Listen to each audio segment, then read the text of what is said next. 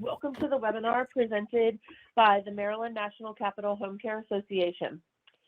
My name is Erin, and I'll be your host. On behalf of our Executive Director, Dawn Seek, I would like to welcome you and thank you for taking the time today for being with us. Today's presentation is led by Dave Warnick from CMIT Solutions, Mark Haskelson and Paul Redding from the Compliancy Group, and Greg Stewart will be joining us in a bit. I'm going to turn it over to our speakers now. Thank you for joining us. All right. Thank you, everybody. This is Mark Haskelson. I'm the president of Compliancy Group. As Erin said, Greg will not be with us today. Dave, you want to give a quick introduction so they can hear your voice? Sure. So I was just making sure microphones were. Greg should be joining us a little bit later, but I'm Dave Warnick from CMIT Solutions of Upper Chesapeake, Columbia. So I look forward to talking to you guys today. Hey, thanks for having me today. This is Paul Redding with Compliancy Group. Again, really excited to join you, and I hope we can provide some useful information. All right, and everybody, as Erin said, please post questions. We'll try to stop a couple of times along the way and answer them. And definitely at the end, we're all here as subject matter experts to answer hopefully all the questions you have. Paul's going to be acting as an MC, kind of organizing them, so who's going to be responding to what.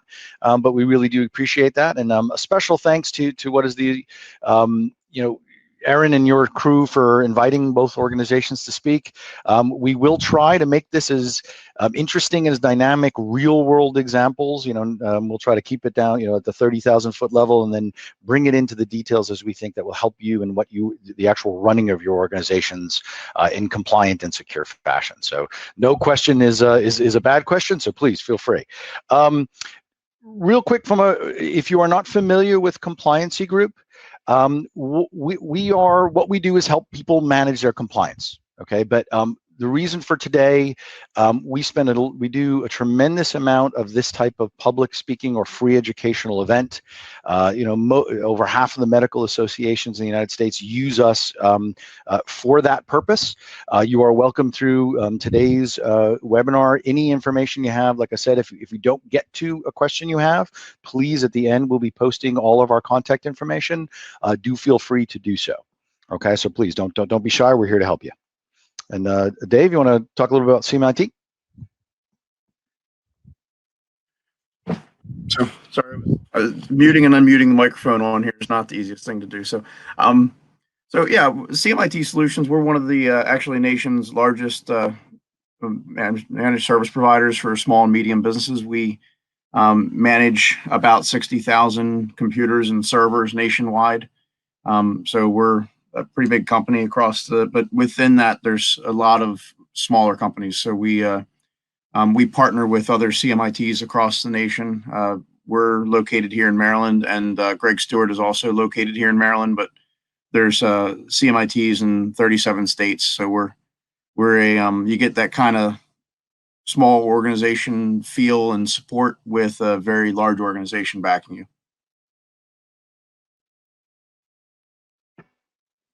All right, well, thank you. All right, folks, so we're going to go through, let's start off with a little bit of what do you think patients and people in healthcare really think about HIPAA? And, over the years that I've been doing this, I get a lot of different commentaries around, people who either like or hate HIPAA, and so medical groups that either appreciate or don't appreciate its existence. But do understand that the average consumer, okay, because I'd like to think that HIPAA is no longer really just a patient relationship. Many of the evolution of healthcare is really become more, and think of your individual businesses, you compete to get these people to use you versus another service. Okay, so how they feel about it really does matter. And one of the statistics that we think is interesting is that, the majority of people, 68% of the folks, are not confident that we as a industry are properly protecting their information.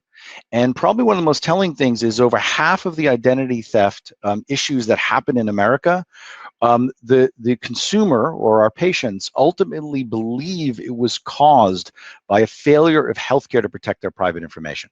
Okay, and as we go through this, we'll talk a little bit more why healthcare information is so much more valuable than, let's say, other types of information. For example, banking. Healthcare is worth 10 times more than what banking information is worth.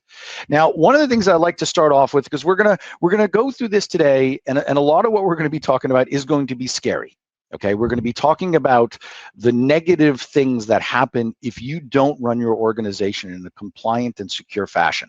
Okay, but I do want to stress, before we go down that path, there is tremendous upside in being HIPAA compliant and having your IT and security in the correct fashion. Okay, you know, the easiest thing is if you think about, let's say, and we'll talk more about patient loyalty or what makes people loyal to you in general.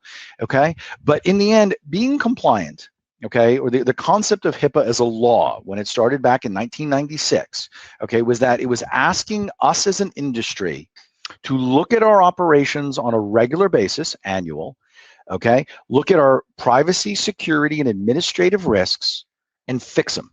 Okay, that's all that they really asked for. I know we many times people are like, oh, HIPAA sucks, pain in the rear. But in reality, the government was just saying, take the time to look at your organization, understand where you are weak, and make a plan to fix it. Now, the benefits of that is, one, staying out of trouble with the law, okay, protecting your patient's information, but more directly, much of what is HIPAA has to do with policies and procedures, okay? And one of the things that happens when you have really good policies and procedures, your employees are happier, therefore they serve your patients better.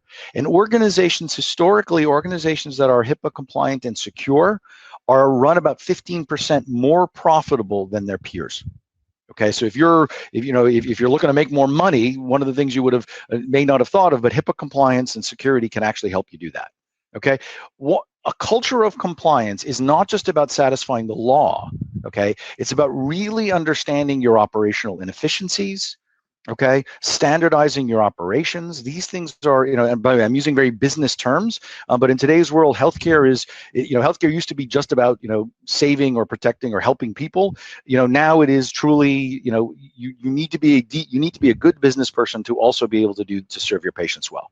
Okay, but ultimately, the more you do this, the more efficient your operations using HIPAA as the backdrop of the rules to help you do that, will ultimately improve things. Why? Because if you look at patients, okay, and the evolution of the way today's patients buy, they look at online reviews far more. So, for example, 94% of people will go online. It used to be they would go and ask their neighbor, who do you recommend for home health care?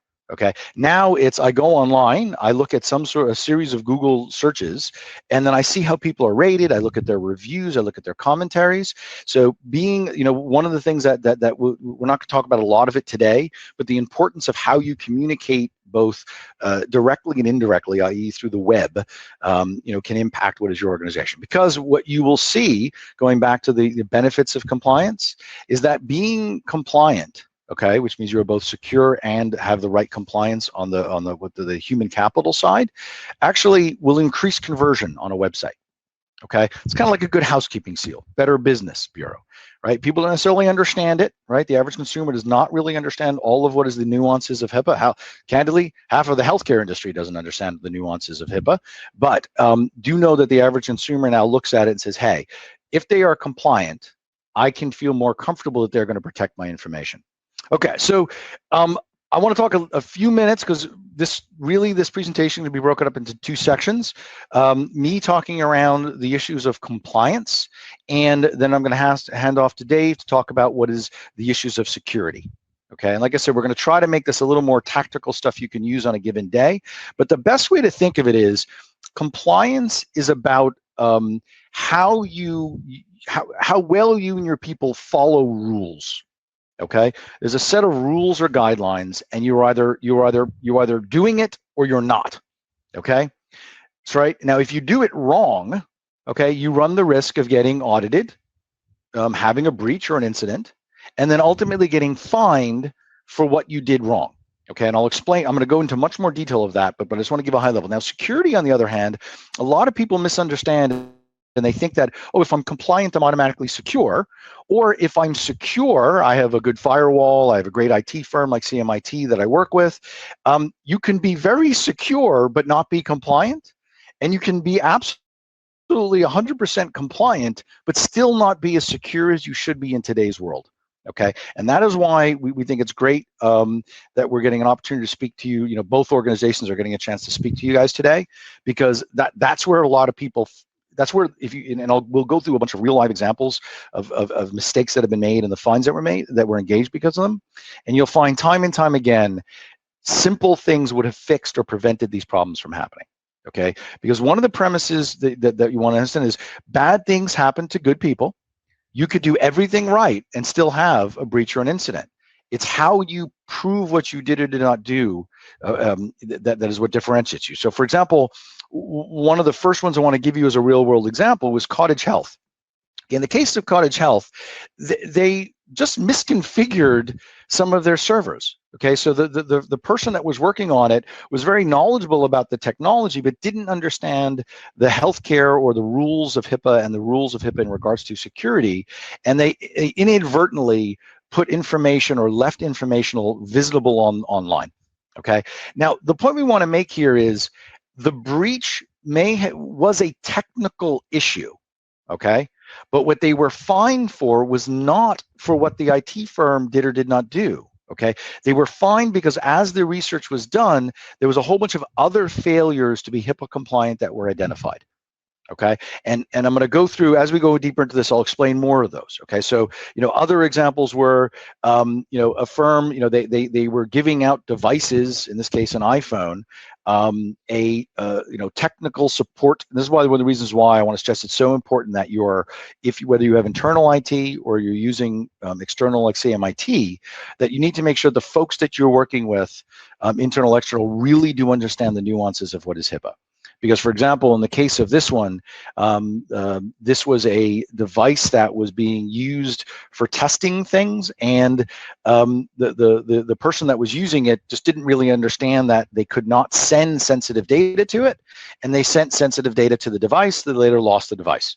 Okay, same thing. It wasn't that the device was unencrypted, although it's really that if they had done all the proper audits that are required under HIPAA law, they would have known that this device was not set up correctly and could have easily prevented this. But the point we're going to stress, and we're going to keep going through this about these things, it's not the breach that you get in trouble for. Okay, you and your IT teams could have done a great job. The problem is that there are some rules about what you prove and what you did and did not do, and they're usually simple little things that you can do. So if we were in a big room together, which it's a shame that we were not, that unfortunately in today's times, we were unable to all be there live, because this is the kind of thing I love to see people raise their hands when I ask these questions in a room. Okay, and the game we're going to play is, are you HIPAA compliant? Okay, and what happens is most people, when I say, are you HIPAA compliant, they are very quick to say, we do a security risk assessment every year. Okay, we are very careful about that. We do it every year. We store the data. We have the latest in all the technology. We think we're great. Okay. Next thing we ask people is we say, okay, what's the next thing that you think makes you HIPAA compliant, right? And they'll be like, okay, we think sorry, I'm advancing my slide here. The next thing is, I have policies and procedures. I either paid a lawyer, I got them from a trade association. I am very proud of this, therefore I am HIPAA compliant. Okay. The last thing that happens is, and sorry guys, the action, the animation on this just kind of blew my point here. But the next thing people say is they have employee training. Now, the sad thing is, if you think that the security risk assessment you did and the policies and procedures you have and training made you HIPAA compliant, unfortunately, you would fail an audit. Okay. And really now, by the way, those three things are critical and important and a very large part of compliance. But as I go through today, what you're going to find is that's not the reason people get fined. Okay, so normally what I do is have you raise your hands how many people thought they were compliant on the way. So let's talk about going back into benefits rather than just the concept of this. So if you do HIPAA compliance correctly, and we're going to spend time going through how that works, you would pass your audit, even if you had a bad breach or an incident. Matter of fact, there are some parts of compliance and security when working together that even if you had a massive breach, like for example, if you have proper encryption and backup in place, and I'm not going to get too techie on that, but if you had that in place, even if you had a massive breach, if you could prove that the data was encrypted, and therefore that whoever stole it can't use it, and if you could prove that the organization had backed up the data in such a fashion that there was little or no negative repercussions on your patient, it's not a reportable breach. Okay, as far as the government's concerned, like, hey, bad thing happened to you, fixed it, great, we don't even know about it. Okay, so now going down those things, going back to the slide I showed earlier, this has an impact on your patients. Okay, so online reviews, and we'll talk about the public record of what is breaches and incidents is, and just the nature of human nature. Something bad happens. I was at my doctor's office, or I was at this facility, and the person who whatever did this wrong. Okay, I call it my cocktail party story. You'd be amazing how many times when I walk into a cocktail party or a barbecue, where when I say what I do is run a compliance firm, people start telling me all these stories about the horrible things that happened with their medical groups. Just silly things, easily fixed. Conversations in hallways, leaving information out. Computer screens that were visible that should have been visible. There's a lot of simple things that you can be, and this is what we're going to talk about today. Now, it's all going to be about policies, procedures, efficiency, and your happier employees. Okay, so this is not optional. Okay.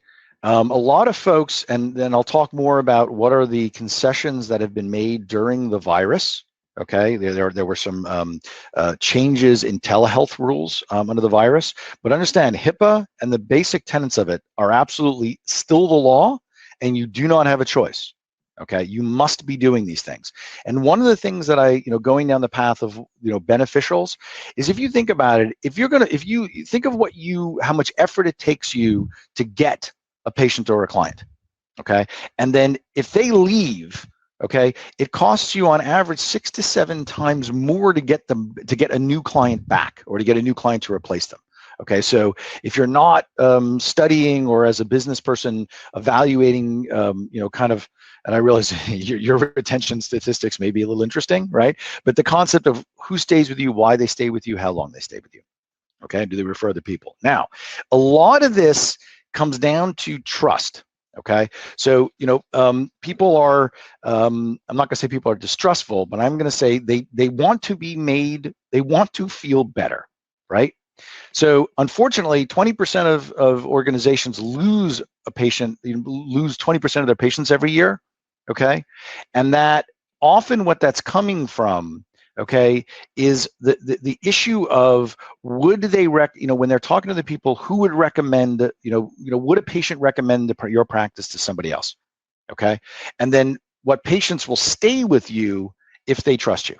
Okay, so this concept, and this ties very heavily in today's world into social media, because often you're not necessarily going to hear the person walk up to you in a hallway and explain to you why they were dissatisfied, but you would be shocked at how quickly they will post on Facebook their experience.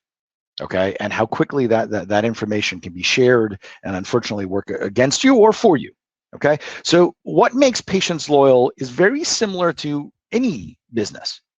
Okay, so whether, so I'll talk about it from a medical perspective. Okay, but these 5 key things that make people loyal to you, whether you're Nordstrom, Starbucks, or Disney, you'll find that they practice the same tenets. Okay, so first of all is, hey, were they overall satisfied? Did they come in and get, was their experience they had with you a good one? That makes sense. Number 2 becomes reputation. And this goes to where, having a breach or an incident and it being public record, because by the way, I'll talk a little bit about that. All breaches and incidences are public record. Okay. And I'll show you what we call the OCR. There's a place that people go to see the incidences and breaches. Okay. Now, but the next thing that happens is, how well did you solve a problem?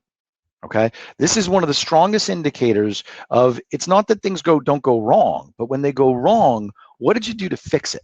Okay, which brings to the next issue, which is staff following through on what they said they were going to do. Now, by the way, folks, as I'm doing this, later I'm going to show you what is called the 7 fundamental elements of an effective compliance program, and you're going to see these 5 things line up perfectly to what the law requires. Okay, because what happens is, if one of the big frustrations for is, I spoke to one person, they gave me one answer. Then I called back in to change my appointment or deal with a billing issue, and I got a different answer. And then neither of the employees followed up with me what they said that they were going to follow up with me on.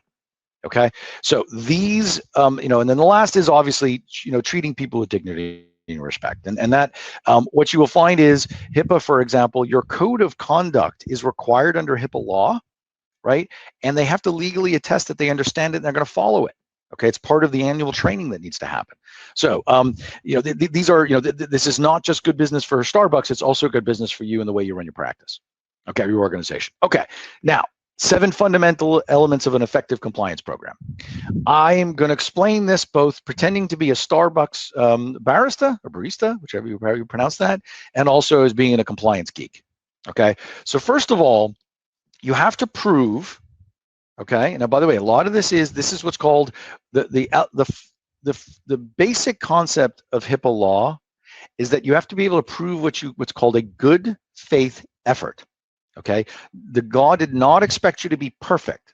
Okay. They expected you to show good faith effort to address the issue. So the first one being is, have you implemented written policies and procedures that clearly identify what they're supposed to do? Okay, standard of conduct. Think of how your staff treat your patients.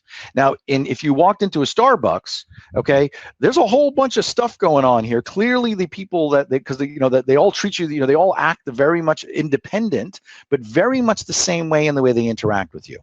Okay. Now, the second thing that the law requires is that somebody has to be in charge. In the case of compliance, there has to be a named compliance officer, compliance, security, and privacy officer. Now, okay, by the way, they can be the same person. They don't have to have a fancy degree. What they have to do is it has to be that person's job is to represent what is your patient and the satisfying of the law. Okay, so for example, that's your manager at your Starbucks. Okay, so if they see somebody not following the rules, somebody's in charge of making sure that they are making sure that the rules are being followed. Okay, now the concept of effective becomes very important here, because what is effective for a small organization, okay, could be very different than what's effective for a 1,000-person organization. Okay, different problems, different challenges. So you have to prove that you had an effective training and education program. Okay, you also have to prove that you have effective lines of communication. So things like, think of when you walk in, everyone was trained correctly, and you notice that the barista says, how do you want your non-fat, skinny, whatever, extra hot latte with no whipped cream? Okay, you hear them write it on the cup and call it down the line. Okay, so the person making that cup of coffee clearly understood what they were supposed to do, and that is patient or customer satisfaction issues. Okay, now, the next thing is you must have internal monitoring and auditing.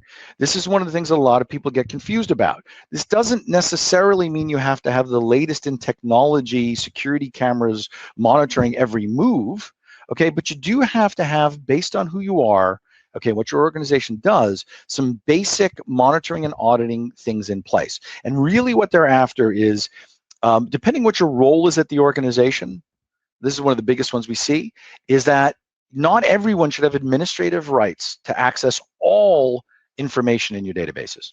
Okay, so there's some tactical security things that CMIT is going to talk about on how to make sure those things happen. Okay, Starbucks, that's where you notice every pot of coffee has a timer and a temperature setting on it. Okay, and if it gets too hot or too cold, if it's been there for too long, it gets swapped out. Okay, and that's the example of monitoring and auditing. Okay, now you also have to have under HIPAA law what's called clear disciplinary guidelines. Okay, in other words, I need to know as an employee that if I don't follow the rules, it's not going to be, I'm going to get, someone's going to, have a stern talking to me, but that that incident is going to be logged, ultimately reported to the U.S. government, and that whatever is the remediation or the disciplinary guideline that was adhered to could very well be me losing my job. Okay, and in some cases, actually, true legal liability and there's a lot of class action lawsuits, and there can actually be financial, civil fines or civil penalties on top of what would be the federal fines you have to worry about. Okay, the last thing is common sense. You have to respond quickly. Okay, so in the case of your organization, if by the way, someone does not have to be a patient or an employee to report you for something wrong.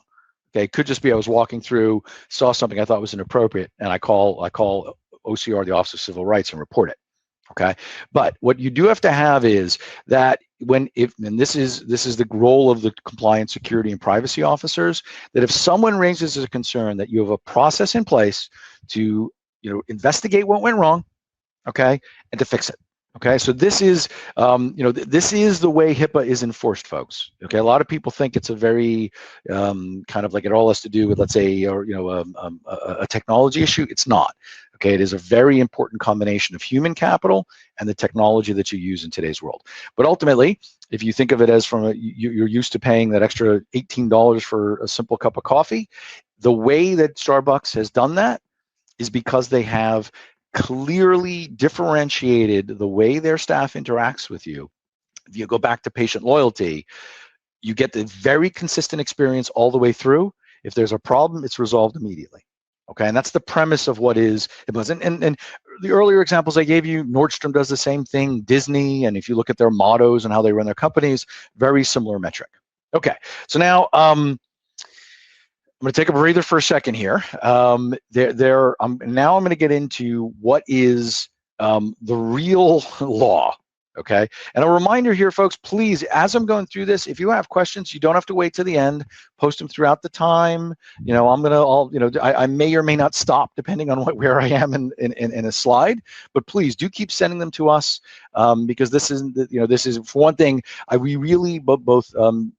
Dave, Paul, and I, really our goal here is to give you answers to the questions you have. And our slides are primarily the questions we most commonly get. Okay, so that's kind of why I'm following a follow here, but please don't be shy about adding anything else that you're not hearing. So one of the big misunderstandings of HIPAA law, HIPAA is not one rule, okay? It is actually a combination of 3 requirements. Okay, the privacy rule has to do with how you talk to your patients, and it is unique to what is a covered entity being somebody who's involved with payment, treatment, or operations. Okay, so it's your doctor's office. That's you guys. Okay, and I believe, if I remember correctly, everybody on the call today is a covered entity. Okay, your role at your organization may be different, but you are involved primarily in interacting with a patient, and therefore there's rules that apply to you. Okay, now the security rule is where we see the most misunderstandings historically across the market. And when I start talking about fines, you'll see this common theme over and over again. Okay, and one of the big misunderstandings is people, and I can tell you why. My opinion is it stems from what was MACRA MIPS or meaning the electronification of health records. But a lot of people presume that the security rule meant a security risk assessment. Okay, a security risk assessment is critical, okay, but a security risk assessment is really only 2 of the 6 required audits that have to be done every year. Okay, so they're the technical and the asset technical and security audits, or your asset and device audit, where it's a very specific looking at what devices you have, are they properly protected, and do you, depending on what technology you use, do you have the right things in place? And this is Dave's going to be talking a lot more about that, so I'm not going to go deeper into it at this point. But a lot of people think that if they do that, it makes them compliant. The problem is, if you do that, you're really only satisfying 1/3 of one rule. And it's one of the reasons why the failure rate in the U.S. government, the failure rate for HIPAA right now is higher than 90%. Okay, the majority of people fail their audits, and not because of the technical breach, but because when they were called upon to prove that they had made a good faith effort, they could not do so. Okay, so for example, the other 4 audits are your physical audit. Okay, so things like do you have do you have the way your organization is set up? Do you have places where PHI is being interacted with secure? Okay. Now, by the way, secure doesn't necessarily mean a chain link fence. Okay. Secure means supervised. No, file cabinets are not in a hallway where someone could accidentally or intentionally go and rifle through them. Okay, screens that, or the information on the patients, and as you're serving them, are kept insecure in some way. It's either the computer screen is turned away from people, the file cabinet has a lock on it, it's stored in a room where there's either a lock, or it doesn't have to be a fancy biometric. It could be nothing more than a key, but that it's properly secure.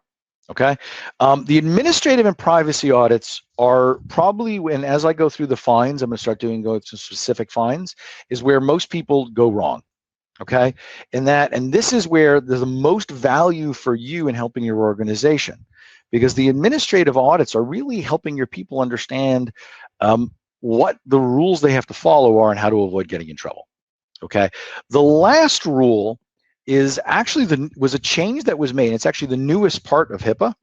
HIPAA does change, doesn't change a huge amount every year, but it does change. Okay, in the case of the omnibus rule, the omnibus rule changed the game for what was everybody, because now what happened is the government said, because 30% of breaches were being caused by the vendor who was serving the client. Okay, so that what happened is the government said, look, we want everybody who's in healthcare to be HIPAA compliant. Okay, so that if you are a billing company, if you are a transcription service, if you're a shredding company, if you are an IT firm supporting an organization, an EHR, electronic health records, whatever it may be, okay, if you are in any way that is part of the role you're having, that you are going to be coming in contact or could be coming in contact with PHI, you must be HIPAA compliant, or they must be HIPAA compliant just like you. Okay, the only thing that business associates don't have to do is satisfy the privacy rule, because they don't provide treatment. Okay, they're not actually talking to patients. All right, so it's the only, if you ever hear someone, I don't have to do that, no, you absolutely do. Okay, some of the other provisions of the omnibus rule that are really important to understand is you must have a business associate agreement with any vendor who services you. Okay, and for the folks on this call, because you're all covered entities, understand it is the negligence is considered your responsibility.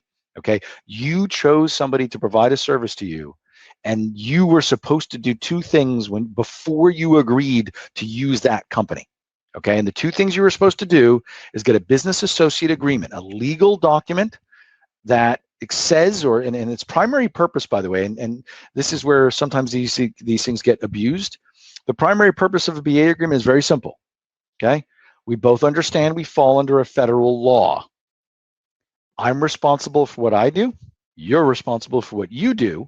Okay, and that we have some, let's say, responsibilities to each other to help each other satisfy that. So, for example, patients have the right to understand who looked at their medical records. Okay, it's part of the law, right? So, if I was a billing service, I would have to be able to provide, documentation of why a staff member looked at a medical record for a specific reason and when they did so. Okay, so there's some obligations there. Now, the second thing you have to do is what's called technical due diligence. Okay, and technical due diligence, okay, really requires that you look at that you look at what is the organization you're outsourcing to. Okay, that they are that they have the right technical. You're not responsible for their HIPAA compliance. You're responsible for confirming that they have the right technical resources or security resources to protect the data. Okay, and by the way, I apologize, as I've been talking today, I'm using patient, client, organization. I do understand we're all home care agencies. I just don't know exactly what the best way to say that every time. So forgive me if I'm either way. The language I'm using here applies to everybody. Okay, so thank you for giving me the latitude of using nomenclature a little more universally. Okay, now. The other thing that matters with the omnibus rule, which is another important change that was made, is the obligation you have to report an incident. Okay, and what that means is a meaningful breach. Okay, which means that potentially more than 500 people's records were impacted. So I think of that as like a ransomware attack, something somebody lost a device that gives access to your computer systems. That must be reported within 60 days to the U.S. government. Okay, all incidences must be tracked, but the minor ones, that they don't have a major effect on a large group of people, those have to be reported basically at the end of the year. You have 60 days to report them. Okay, so and this is why when we talk about incident management, there's an important set of rules you got to follow. Okay. Now, what we see is a lot of times, to just give you a little more visual, what I was talking before is a lot of people will do a security risk assessment. Okay, and folks like CMIT do a great job of that. Okay, they may implement some security remediation items, because the encryption, backup, there's a bunch of things it requires, and they may deploy some policies and procedures or training around security. But understand, if that's all you do, okay, you are failing to do what is required under the law.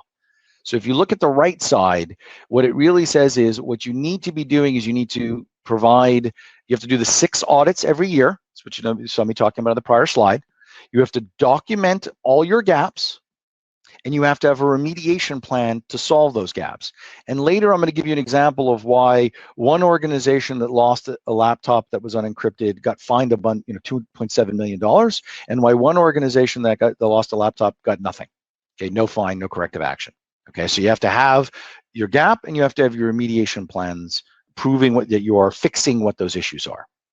Most of HIPAA is going to be addressed on the remediation side by policies, procedures, and training. Okay, so what happens is, there's a lot of different parts of your business that the government has taken the time to give you clear guidance of what are the rules. Okay, and you have an obligation to make sure you have a policy for that or a procedure for that, and that your staff is trained on it, and that they understand that they have to follow it. This goes back to the monitoring and auditing and the disciplinary guidelines of the 7 fundamental elements. Okay. Now, the next thing that happens is, so you had some security issues resolved with your IT department, encryption or backup are 2 big ones, monitoring and auditing. Okay. You put your policies and procedures in. Now it gets to, you have some additional obligations, and that is, the law does change and your business changes, right? So every year there's an expectation that you will review those policies and procedures, and that you'll make sure they still accurately reflect your business and the law in case. Okay, so it's called document and version control. All right, the next thing, which I think is probably one of the most important issues of HIPAA compliance, is employee training.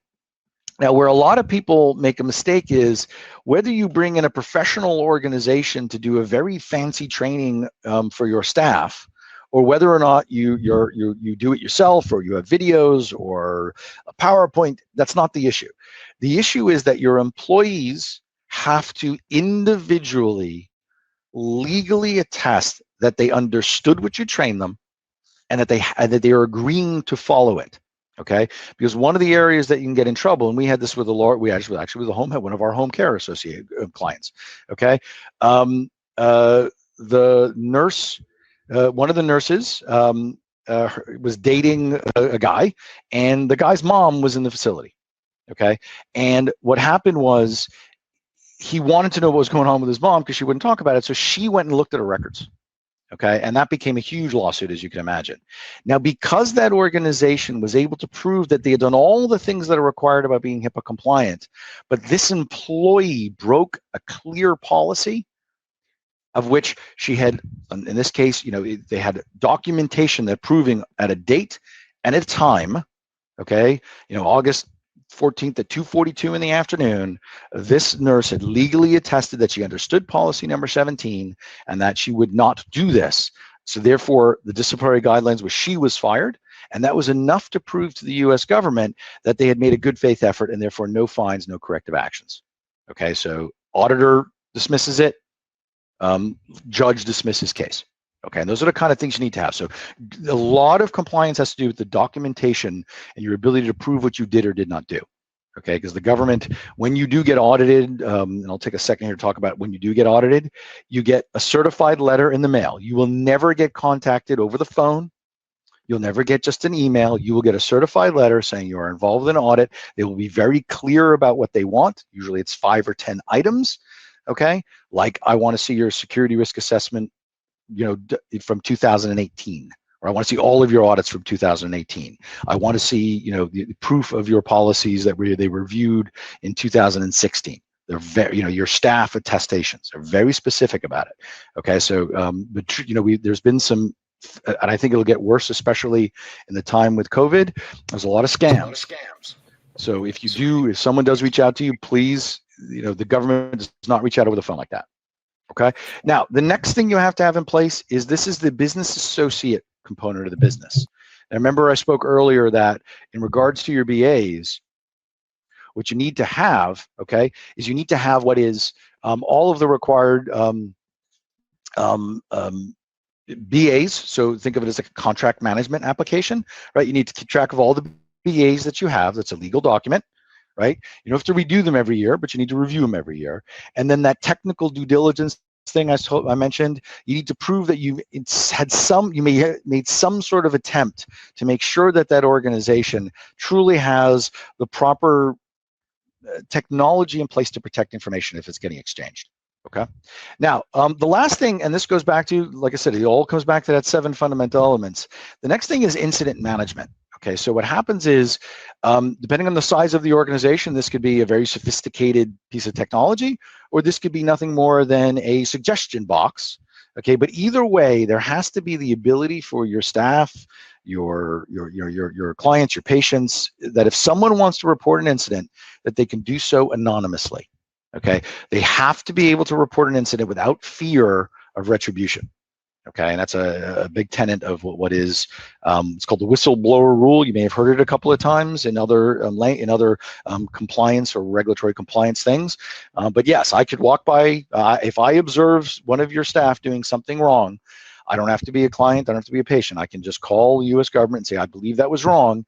And if ultimately there is money recovered, I will actually get a percentage of the money recovered. Okay, that's actually the whistleblower rule. But in regards to incident management, you have to have a mechanism for your staff to be able to report incidences to you, and then you have to prove that you investigated them. Right? You can't just say, oh,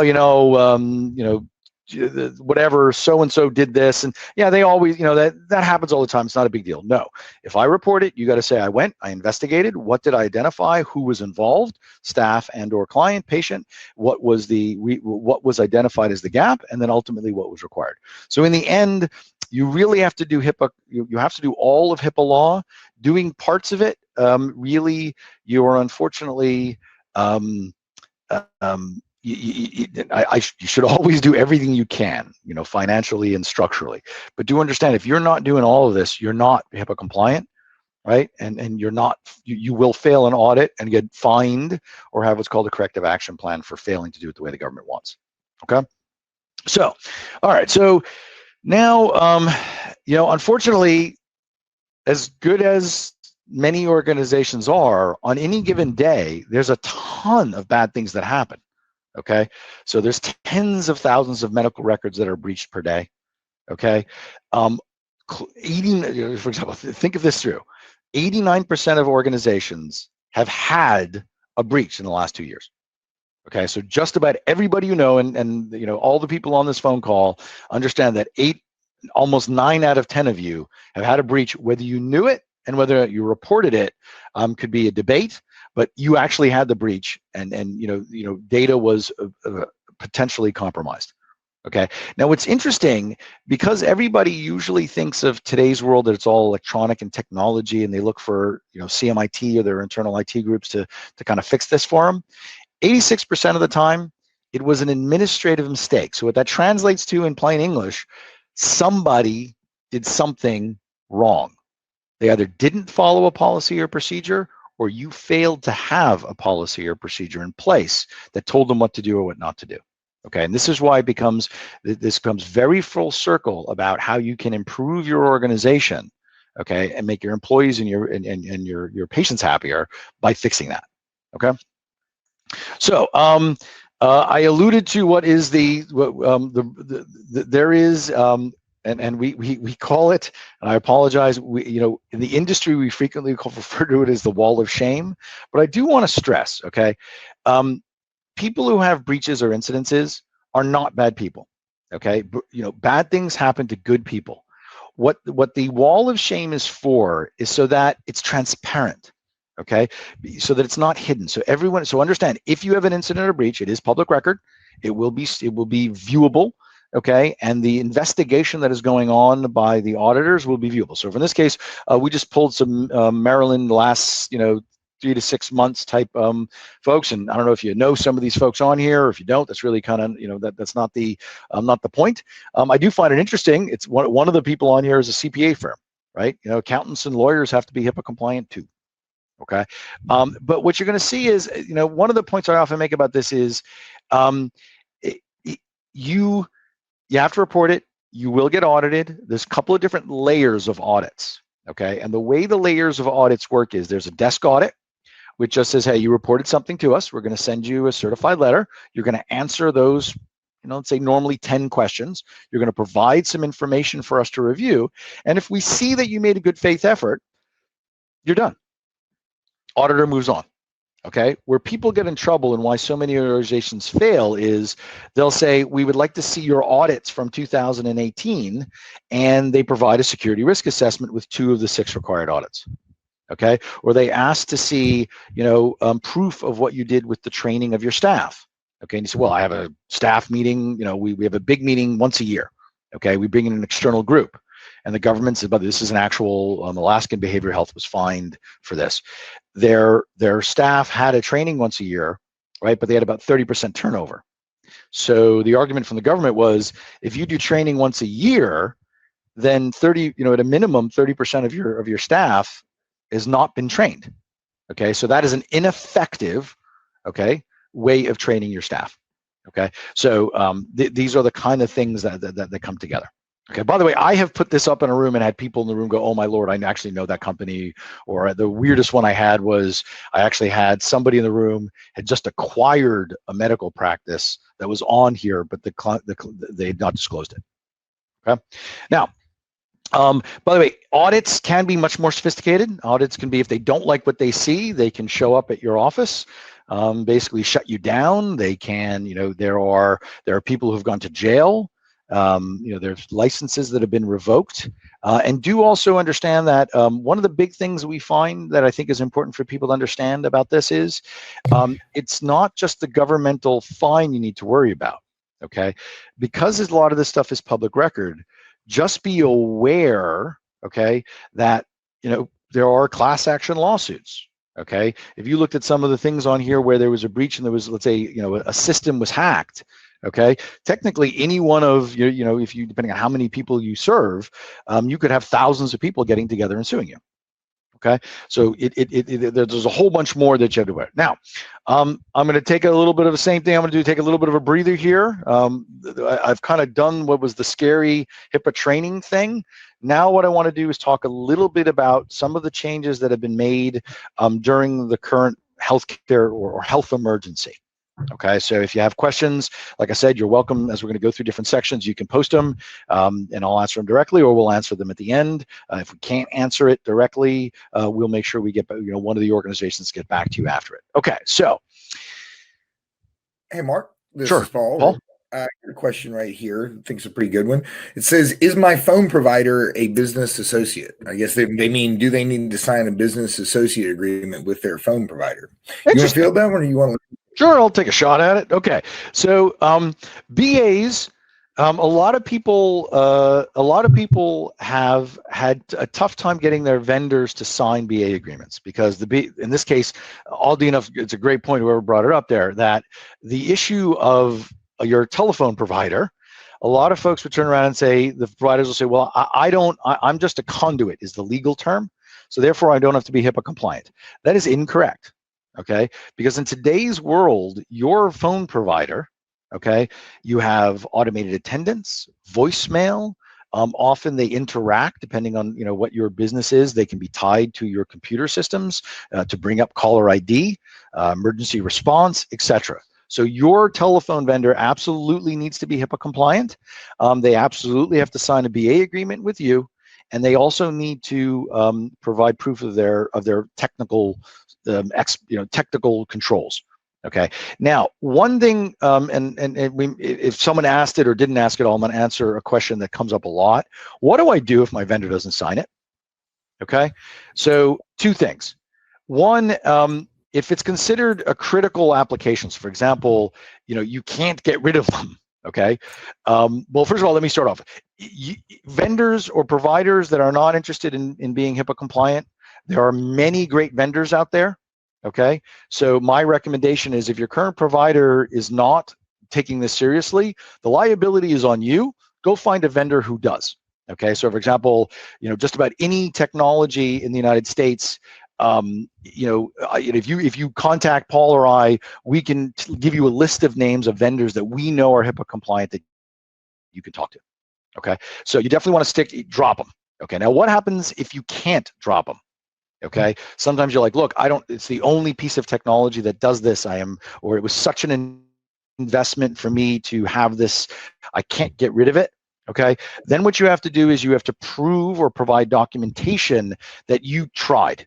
Okay, so that could be emails you sent, letters you sent, a certified letter stating that that you are required to get a BA agreement from them, and that they are not satisfying the law, and that you're notifying them of that.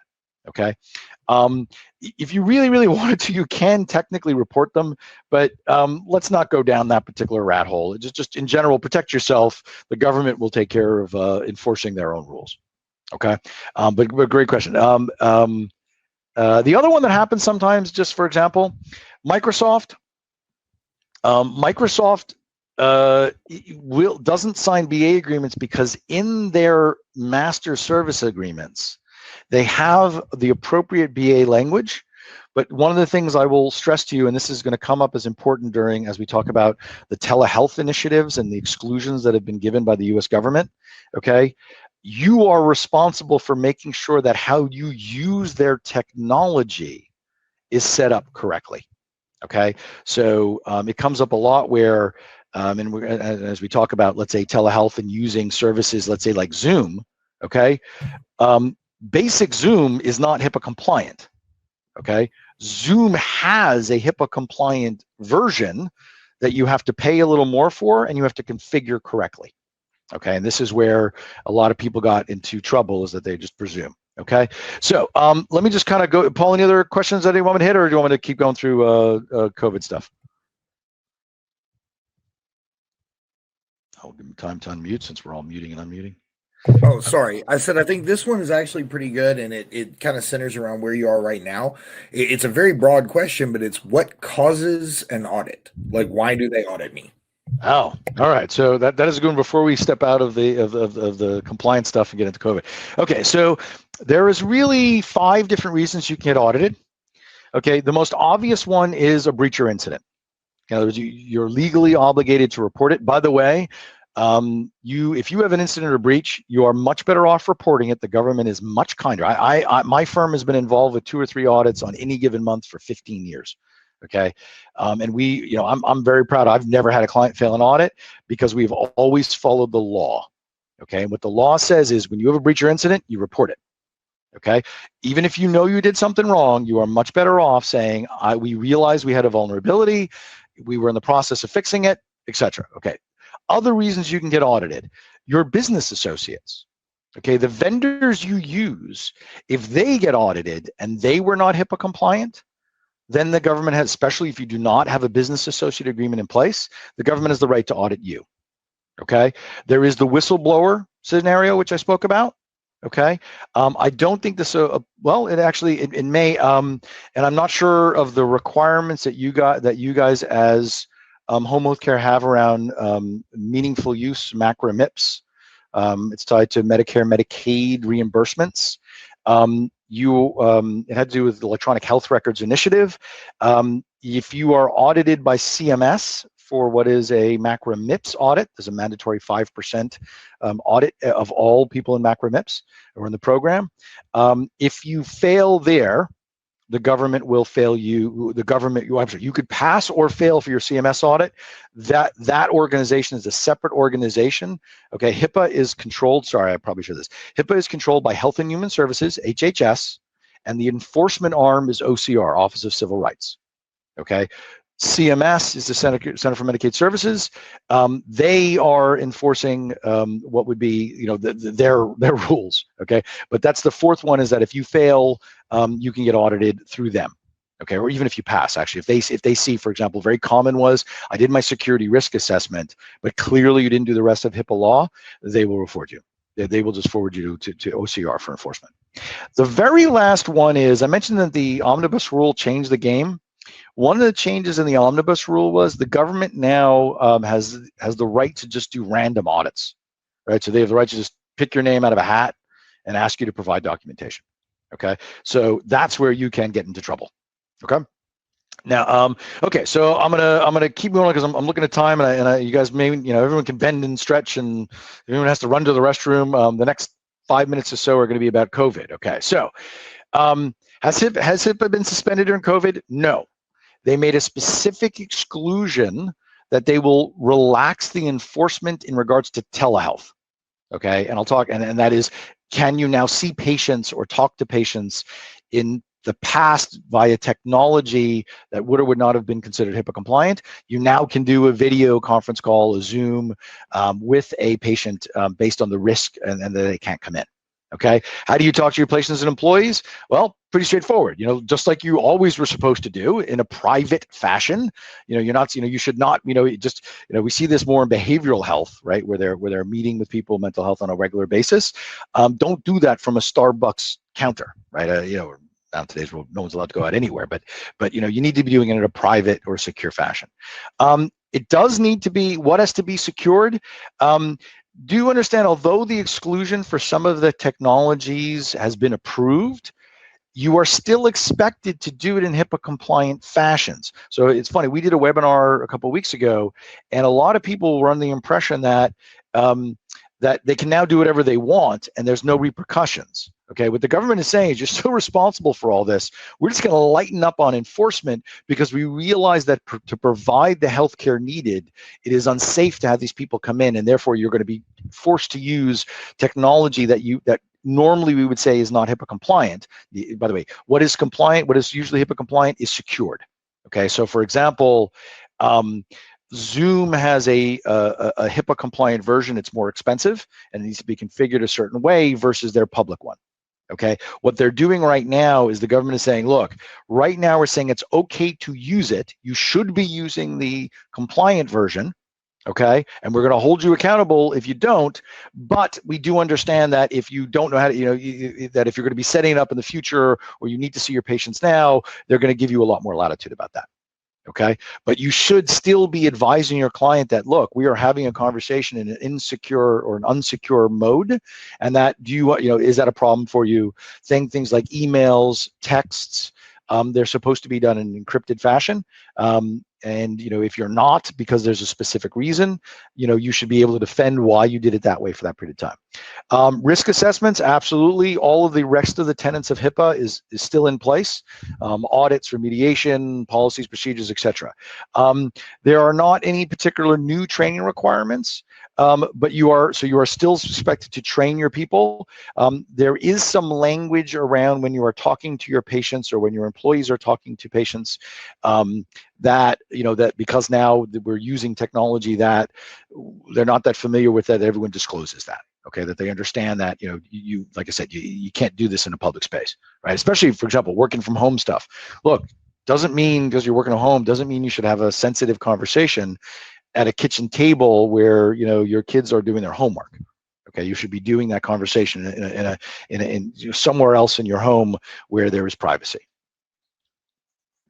Okay, so by the way, this whole exclusion during COVID, this is standard protocol for HHS. Okay, HHS this is the protocol they follow during emergencies. And during emergencies, what they do is they realize that, in this case, obviously, the virus is the emergency, that we need to give latitude to medical professionals to be able to interact with patients in a way that is safe. Okay, so the idea of video, texting, phone calls is now appropriate. Okay, so it also has to do with in reimbursement. Okay, so before there was specific rules about what you could charge for, what you couldn't charge for, co-pays, that kind of thing in regards to telehealth services, and many of them were considered not covered. What the government is saying is now, look, we are going to relax those standards so that maybe it was a limit of how many visits they could have via telehealth. Now they're saying, look, if you're in a lot of this in behavioral and mental health arenas, okay, but if you need to speak to me every day, I can do that and I can bill for it. Okay. Now, The last thing is what we were talking about, which is the waiving of the potential penalties. Okay, so what the government is saying is, look, they're not saying that you can do whatever you want, and they're not saying that you can't get fined. What they're saying is they're relaxing the guidelines. Okay, so for example, if in the past, you're still not allowed to use public facing, so Facebook Live, Twitch, TikTok, those are not legitimate mediums to be doing providing for a healthcare experience. Okay, things like Google Hangout, Zoom, GoToMeeting, Skype, all of those. There are ways that you can set them up that they are HIPAA compliant and more secure, and kind of the standard freeware ways. Can you have some latitude during this time? Yes, but the thing that we tell people, and this is something that I think is very important to stress, is don't use something that is not secure just because you can. Because at some point, whether it's in 30 days or it's in 6 months, the government is going to go back to the way it was, which is going to expect you to have deployed truly HIPAA compliant and secure communications. Secure communications, by the way, meaning point to point. Someone else can't hear, someone else can't jump in on it. Zoom got a little bit of bad publicity for some of the features of people dropping in. That was because the non-HIPAA compliant version is not as restricted as what is the HIPAA compliant version. So let's, I'm going to kind of move through these quickly, and these are the actual fines that have been sent out, because here's what I'm going to tell you. Each one of these, what you're going to find is the issue is that the organization either could not prove their good faith effort, okay, and the most common ones are they didn't do the proper risk assessments. They did 2 out of 6 instead of all 6. They did not have policies and procedures in place. They did not have proper training in place. Or the one that we see in almost every single event is failing to have a business associate agreement. Now, the reason why it's important is as we go through these, so for example, if you take the cancer care group, okay, they lost a laptop, okay, it was stolen out of the car, okay. Why were they fined $750,000 was when the government said, okay, something bad happened to you, do me a favor, just prove to me that you guys did all the, the stuff I've been boring with you guys about for the last hour, about audits and policies and procedures and attestations, etc. When the government asked them for that, they could not provide the documentation that they had done it that way, okay. And so the general feeling was, and this is what the auditors have the discretion to do, is if you had done a proper risk analysis, you would have had the right policies and procedures to remind them not to leave a laptop in a car, okay? If you take Lincare is interesting, actually, because I believe it is a home care organization. Where they got in trouble was they were having one of their staff members was regularly taking home records to do billing work, okay, which is not wrong.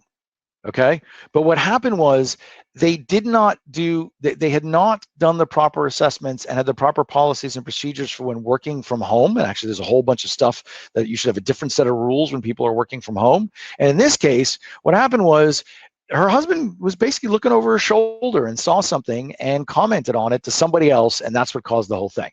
But in Lincare, the mistake they made was they tried to, and this is why I bring this up for all organizations, their defense was that the husband stole the information.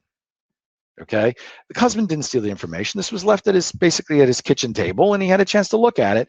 Now, what should have happened is they should have assessed when people were working home the risks. They should have had specific policies and procedures that said, for example, you can work at the kitchen table, but you can't work at the kitchen table with your husband. Okay, and that you have to store, if you're going to be dealing with paper records, that at the end when you're done with the work, you need to put them back into a secure thing, a file box, a locked briefcase, something. Okay, so you'll see time and time again as I go through these, it was failure to do things. Okay, now how do you talk to your patients under COVID?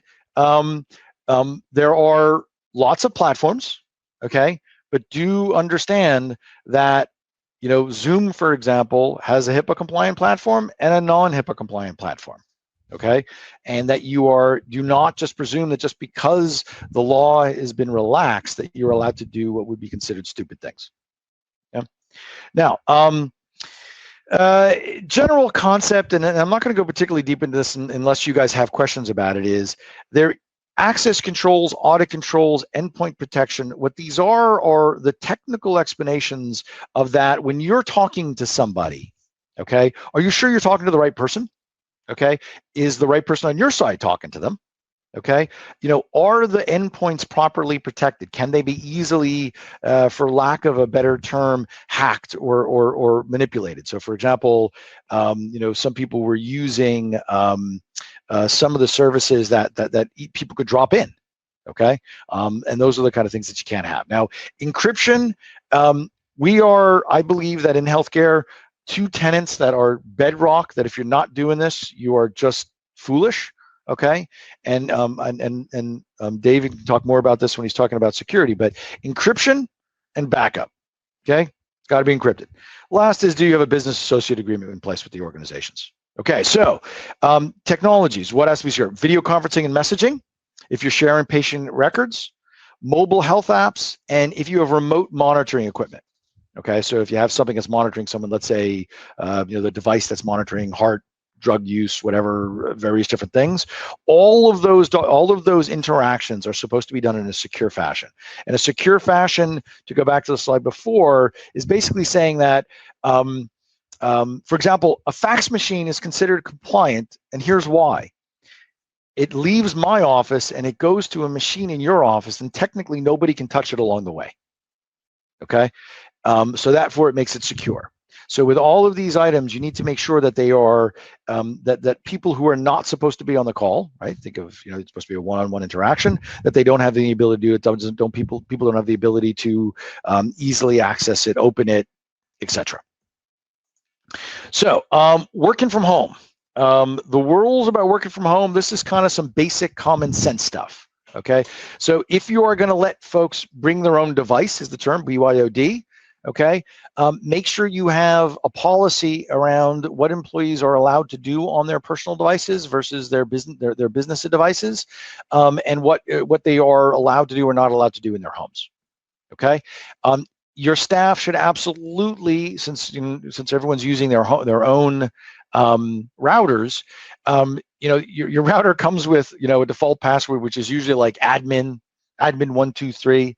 You got to change those. Okay, they're easy to do. It's not mind bending, but that definitely has to be done. Okay, you need to encrypt. If they are using personal devices, those devices, if you think of, let's say, your average PC or Mac product has the ability to have password protection and encryption, so you should be turning that on.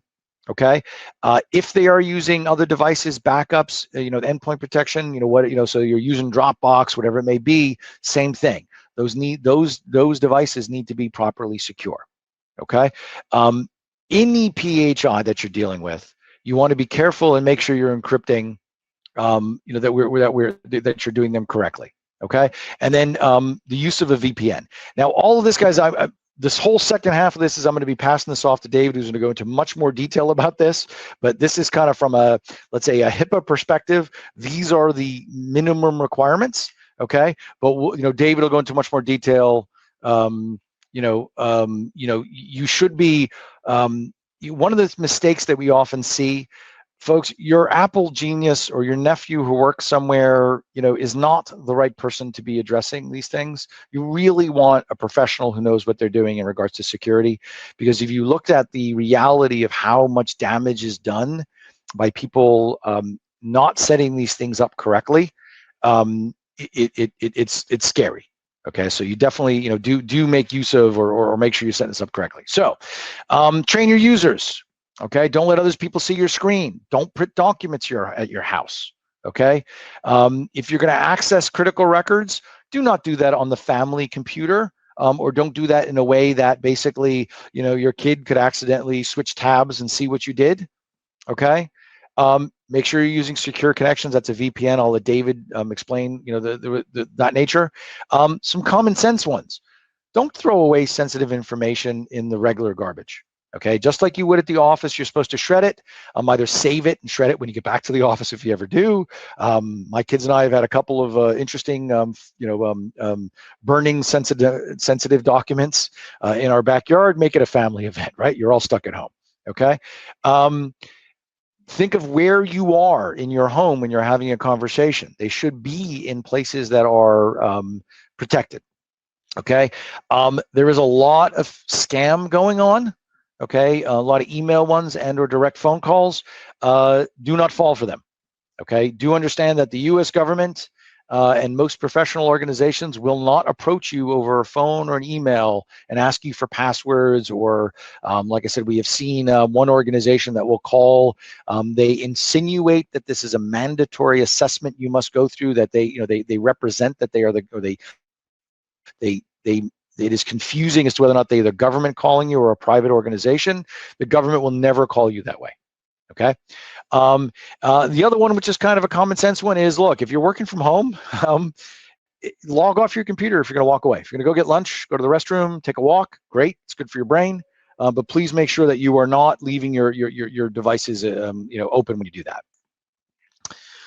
All right. So phishing scams. Okay, I think we've talked about that enough. I want to get David. I want to kind of hustle and get this over to you. So I'm in the last couple of slides, and then we'll pass this to you. All right. Manage your compliance virtually. You should do your security risk analysis. You should have the devices.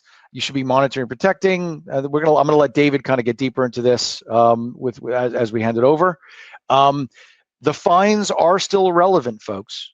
Okay, do understand, just because the government is relaxed, I can tell you stories of two organization that had a non-compliant, had an unencrypted laptop stolen, but the reason why they weren't fined was because they were able to say, look, I have 30 locations. I was upgrading my devices X per month, and the location that lost a device was scheduled to be done in 45 days. Okay, that is enough for the government to say you have made a good faith effort and leave you alone. Okay, what you're going to see with every fine, and if you guys can read the screens here, it's always failure to do risk analysis, failure to have remediation, failure to have BA agreements. Okay, not working with the wrong firms. And remember, 30% of breaches are caused by actually the vendor that was there to protect you. Okay. We were talking a little bit about giving two things. A couple other points I want to make is, and especially the parent-child relationship of who has access to see information. Okay, if whether it's the parent or the child of the patient you serve, there are rights and rules about sharing the information, and if they are entitled to the information. Okay, if it is the child, then they have a healthcare proxy, right? And they have the right to see the information. Do not play games with it. Okay, for example, Bayfront was in the case. This was an issue of an unborn child health issue, but Bayfront was very slow to share and was reluctant to share the information that was entitled to the parent, and because of that was fined $85,000. Okay. Other one is if you are asked to provide the records, I contact you and I say, I want a copy of my information. You are not allowed to charge an unreasonable amount of money. There are states that each state has a slightly different rule about this. There are some maxes that you're allowed to charge, so you should check at your state level. I'm sorry, I didn't check on Maryland. I should have done before the call. But let's say it's the most you're allowed to charge is $15. Okay, don't charge them $150 for the records. Okay, you are allowed to charge though, by the way. You're allowed to say, hey, look, there's a photocopy cost. There's something we have to mail it to you. Those kind of things. The other thing is make sure you send it in a secure fashion. All right, unencrypted devices. Hey, look, funny. It's not funny. The laptop fell off an ambulance. The ambulance was fined $65,000 for not having a policy or procedure in place. It wasn't the fact that it fell off the back of the truck, no joke intended. It wasn't that it was unencrypted. It was that why didn't you have a risk analysis and have the proper training in place to address it? Okay. In the case of University of Rochester, this is a medical center. They repeatedly did not encrypt their devices, even though they were told to, right? And in each case, the government, what they cited was not that they had an unencrypted device stolen. Okay. It was, why didn't you do a risk analysis? Why didn't you implement the remediation and have the proper device controls in place? Okay, so it's not the incident, it's whether or not you can prove what you did was good or bad. Okay, social media, interesting one that that I think is interesting is, for example, this dental group. somebody gave a recommendation, right? A review, and they used it, they published it in different places. You're not allowed to do that, okay? And do understand that when you do that, you're also not allowed you're not allowed to you're not allowed to modify, or for example, another example, this was a $25,000 fine. If a patient gives you a letter and says, thank you so much, you provided such great care for us, I'm really appreciate it, but, and now you decide to put it up on the web, if you didn't have permission to do so, you are breaking HIPAA, okay? Because remember, when it comes to personal or protected health information, I'm allowed to put it up anywhere I want. You need to ask me permission where I said you can put my stuff up, okay? And by the way, things like just saying the first name and last initial, that's public. That is PHI, okay? So and you can't modify it, etc.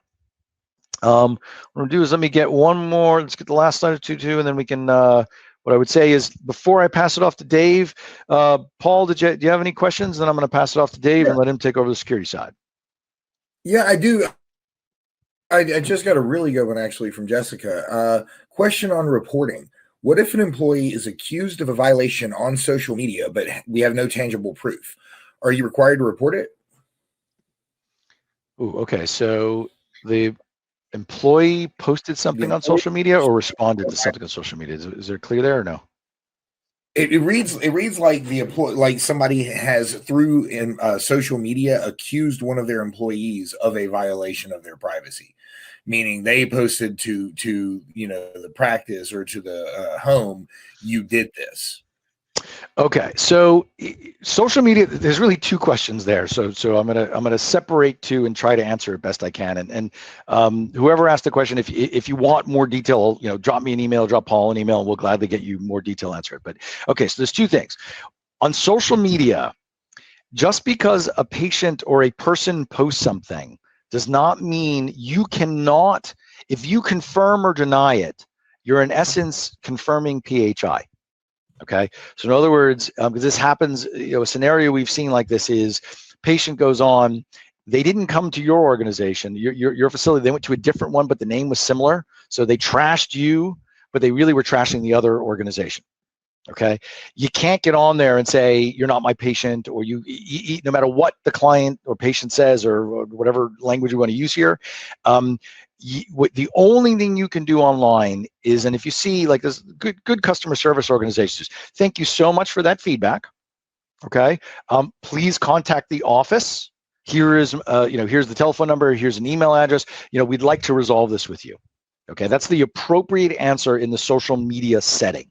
Okay, now the fact that they accused you and it's an incident, okay, the tough problem is, what do you investigate, right? I think that was the part of the question is, if there's no proof what was going on here, how do you prove that you investigated this? Okay, so there was an obligation. I would treat it as an incident, and I would document it, that however this happened, who was involved, what you thought was involved, if you knew the patient involved, and show that you tried to figure something out, you tried to identify, and that you was inconclusive, so therefore there was nothing you could do about it.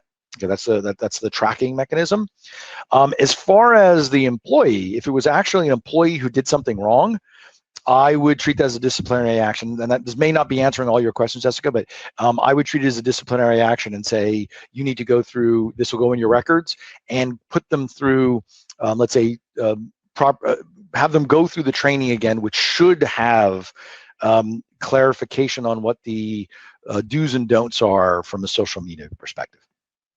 Paula, do you think I hit all that? That was kind of it's a good question. I just, that could go in a lot of ways. All right, David, you feeling ready to start talking? Yeah, I actually I went and stole a mouse off of another computer and plugged into this laptop so that I can easily mute and unmute. Yay! I learned during this presentation that COVID-19 is not a computer virus, so I'm rethinking things. And so that explains why Starbucks keeps looking at me strange when I'm standing at the counter over the last few days. So Well, think first, I have to throw this out, David. There actually is a new computer virus called COVID. There's a new attack that I saw published the other day that locks up all your files and it puts on the screen your computer has coronavirus.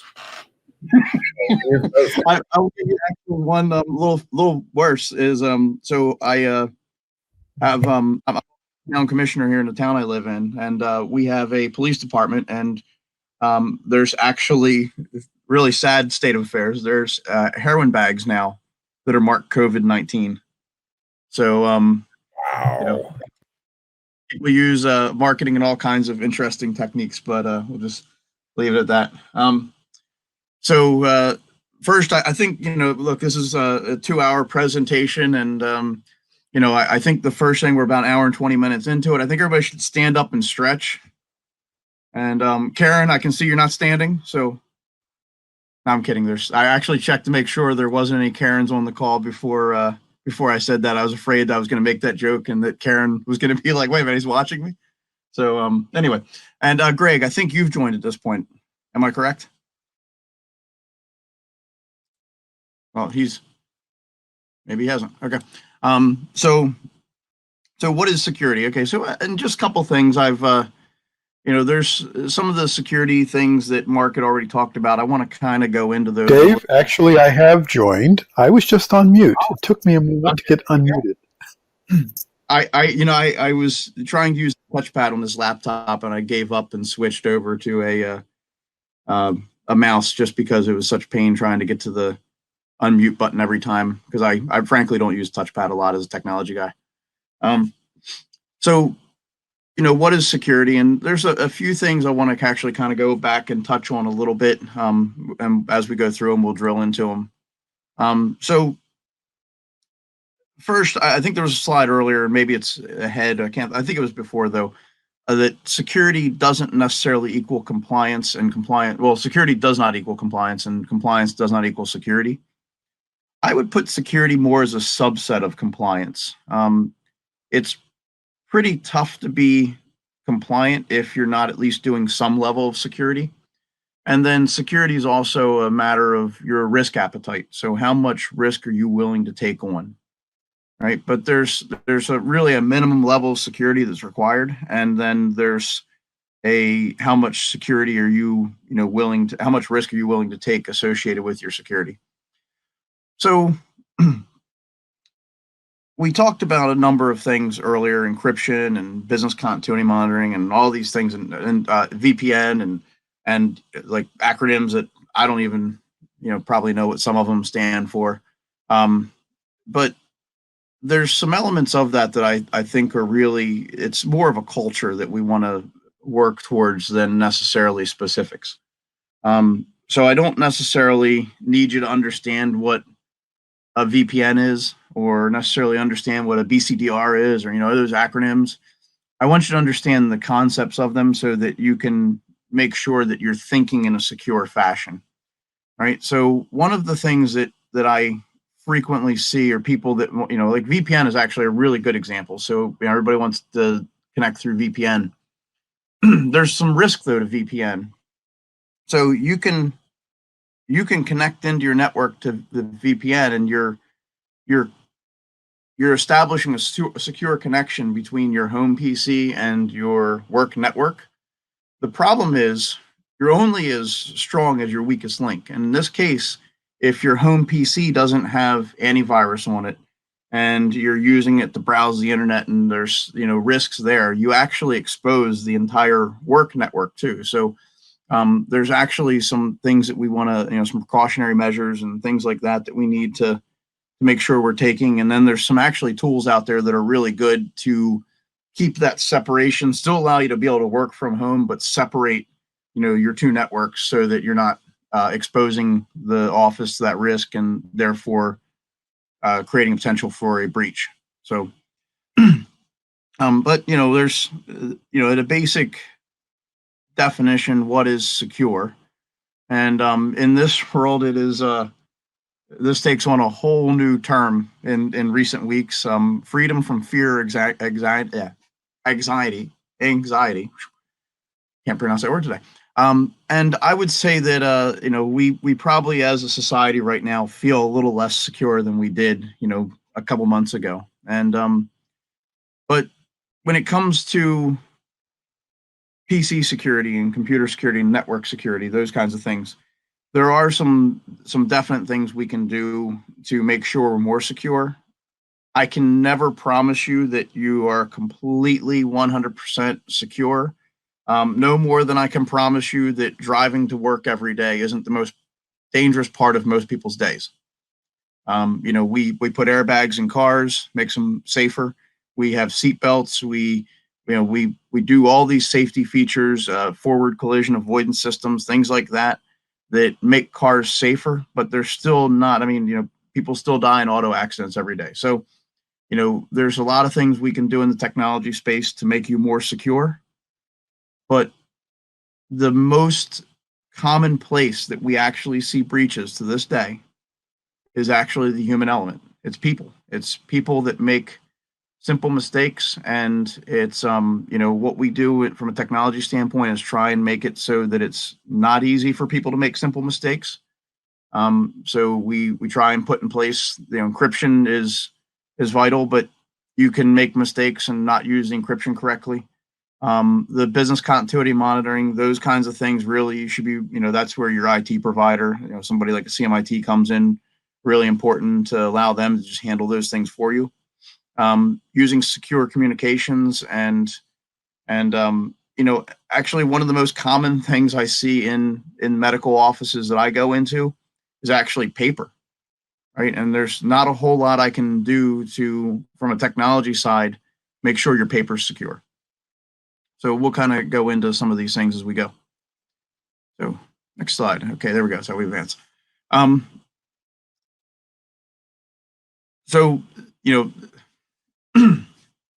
There's a couple things. So the number one reason mistakes is a mistaken belief that current security is good enough. Okay, and as we were saying a few minutes ago, that human error is actually, and these stats, you can kind of debate these in any different way, and 76%. Well, actually, 76 plus 20% is more than 100%. So I think it's probably a combination of things here. But human errors, there's statistics out there that say 90% or greater is a combination of people clicking on. Matter of fact, the vast majority of malware and phishing attacks, things like that, are actually not people hacking into systems. It's emails coming in and people clicking on links or attachments or things like that. To this day, that's actually the most common by a really significant percentage. 80 to 90% of all breaches start with an email coming in, somebody clicking on a link. So, we go to these new systems like Office 365, and I think there's a slide on this later, but Office 365, and we think we've gone to this HIPAA compliant email system, and the reality is that is not good enough to prevent those things. There's things that we can do to make that a lot better, and even the tools that we have aren't entirely foolproof. We'll kind of get through that too. So there's actually a really good little video clip here. If this plays, we'll. Hearing a lot about cybersecurity lately, largely because of what happened to Sony. Companies and individuals are more concerned about the safety and privacy of their information than ever. President Obama has unveiled a number of new proposals this week to crack down on hackers, and he plans to address this in the State of the Union speech on Tuesday. And it's great that the government is working on this, but the truth of the matter is we need to do a better job of protecting ourselves. The most popular password in the United States is password 123. And as long as that's the case, we're vulnerable. So today we sent a camera out on a Hollywood Boulevard to help people by asking them to tell us their password. And this is how that went. We're talking about cybersecurity today and how safe people's passwords are. What is one of your online passwords currently? It is my dog's name and the year I graduated from high school. Oh, what kind of dog do you have? I have a Chihuahua Papillon. And what's its name? Jameson. Jameson. And where'd you go to school? I went to school back in Greensburg, Pennsylvania. What school? Hempfield Area Senior High School. Oh, when did you graduate? In 2009. Oh, great.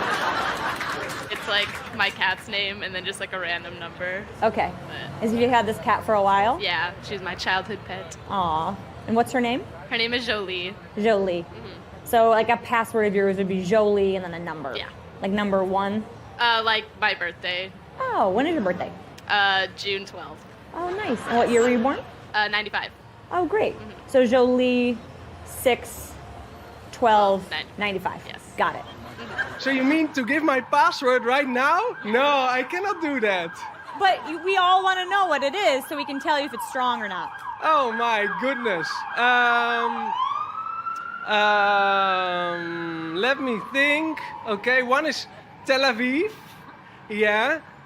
468, and then Israel. It's only 3, but it's for me it's strong enough. Ireland, 1, 2, 3, 4. Gemma, 1, 2, 3. Spelled Gemma. Well, most of them are Italian. Oh, beautiful. Yeah. So like what's a good Italian password? My grandma's name. What's your grandma's name? Maria. Maria. So Maria is your password?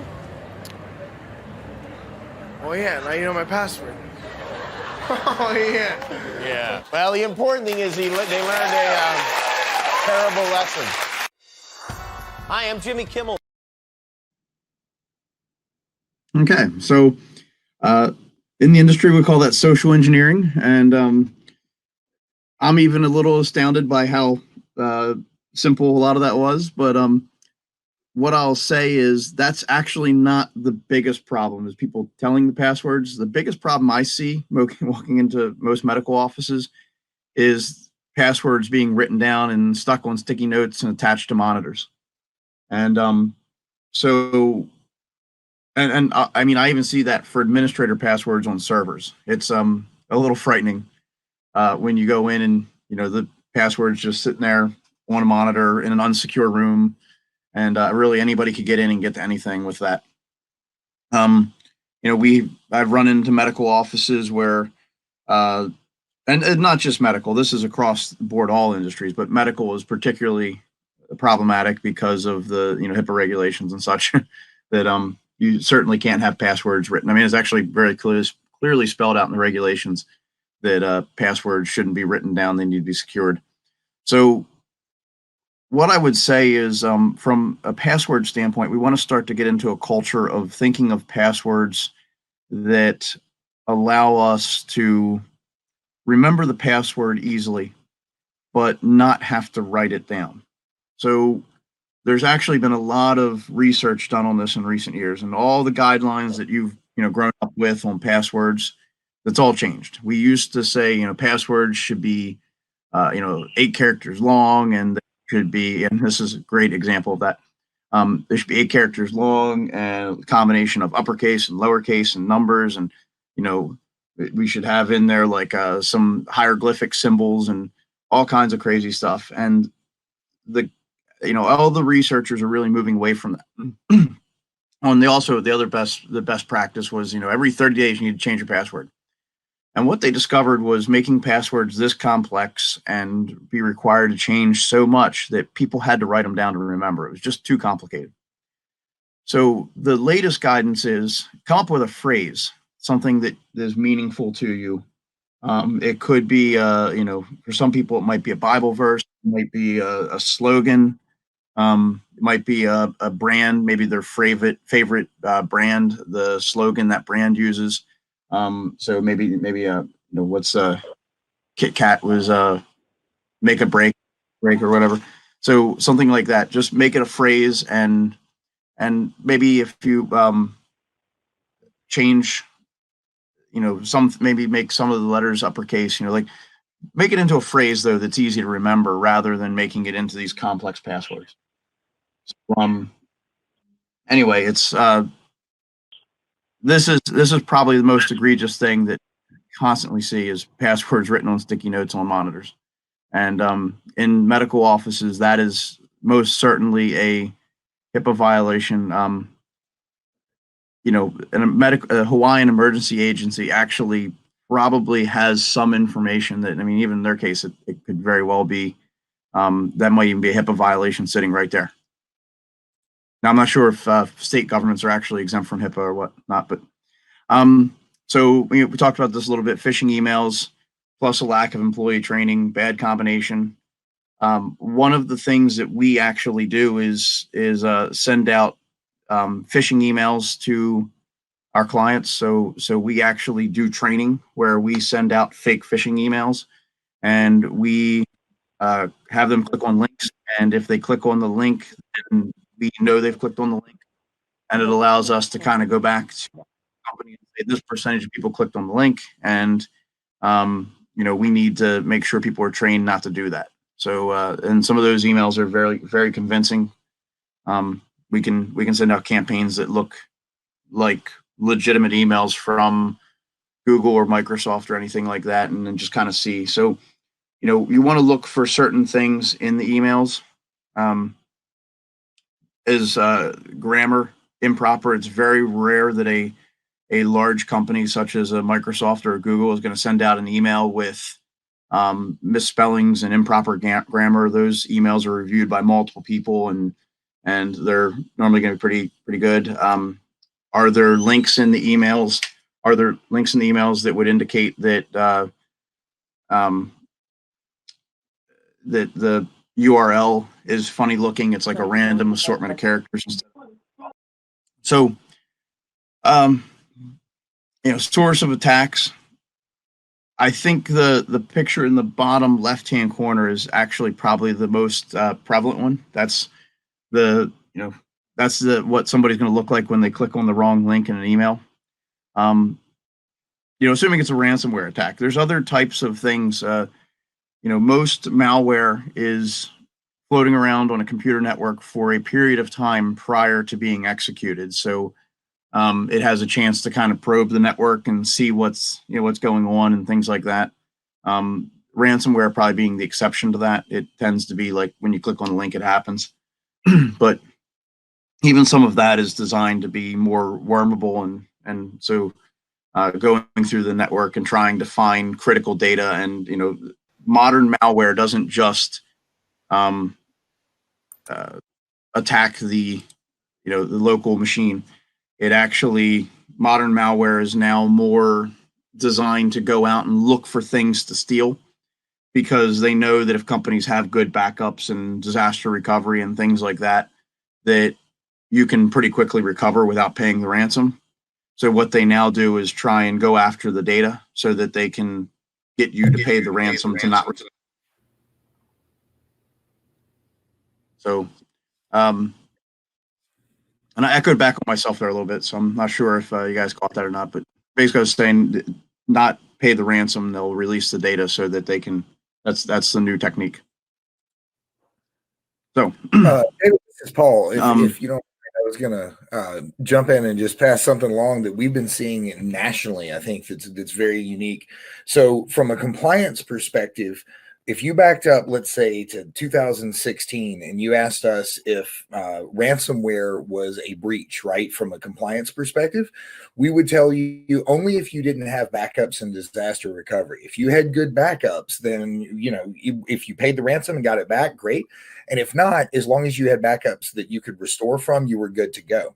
But, we work with service providers and IT groups and stuff all over the United States. We're starting to see that now ransomware is kind of like, burning the house down with the body inside. The actual attack was what you were just talking about. They've been in there for months. They've already exfiltrated the data. They've gone in, they've captured this stuff, and they've taken it away.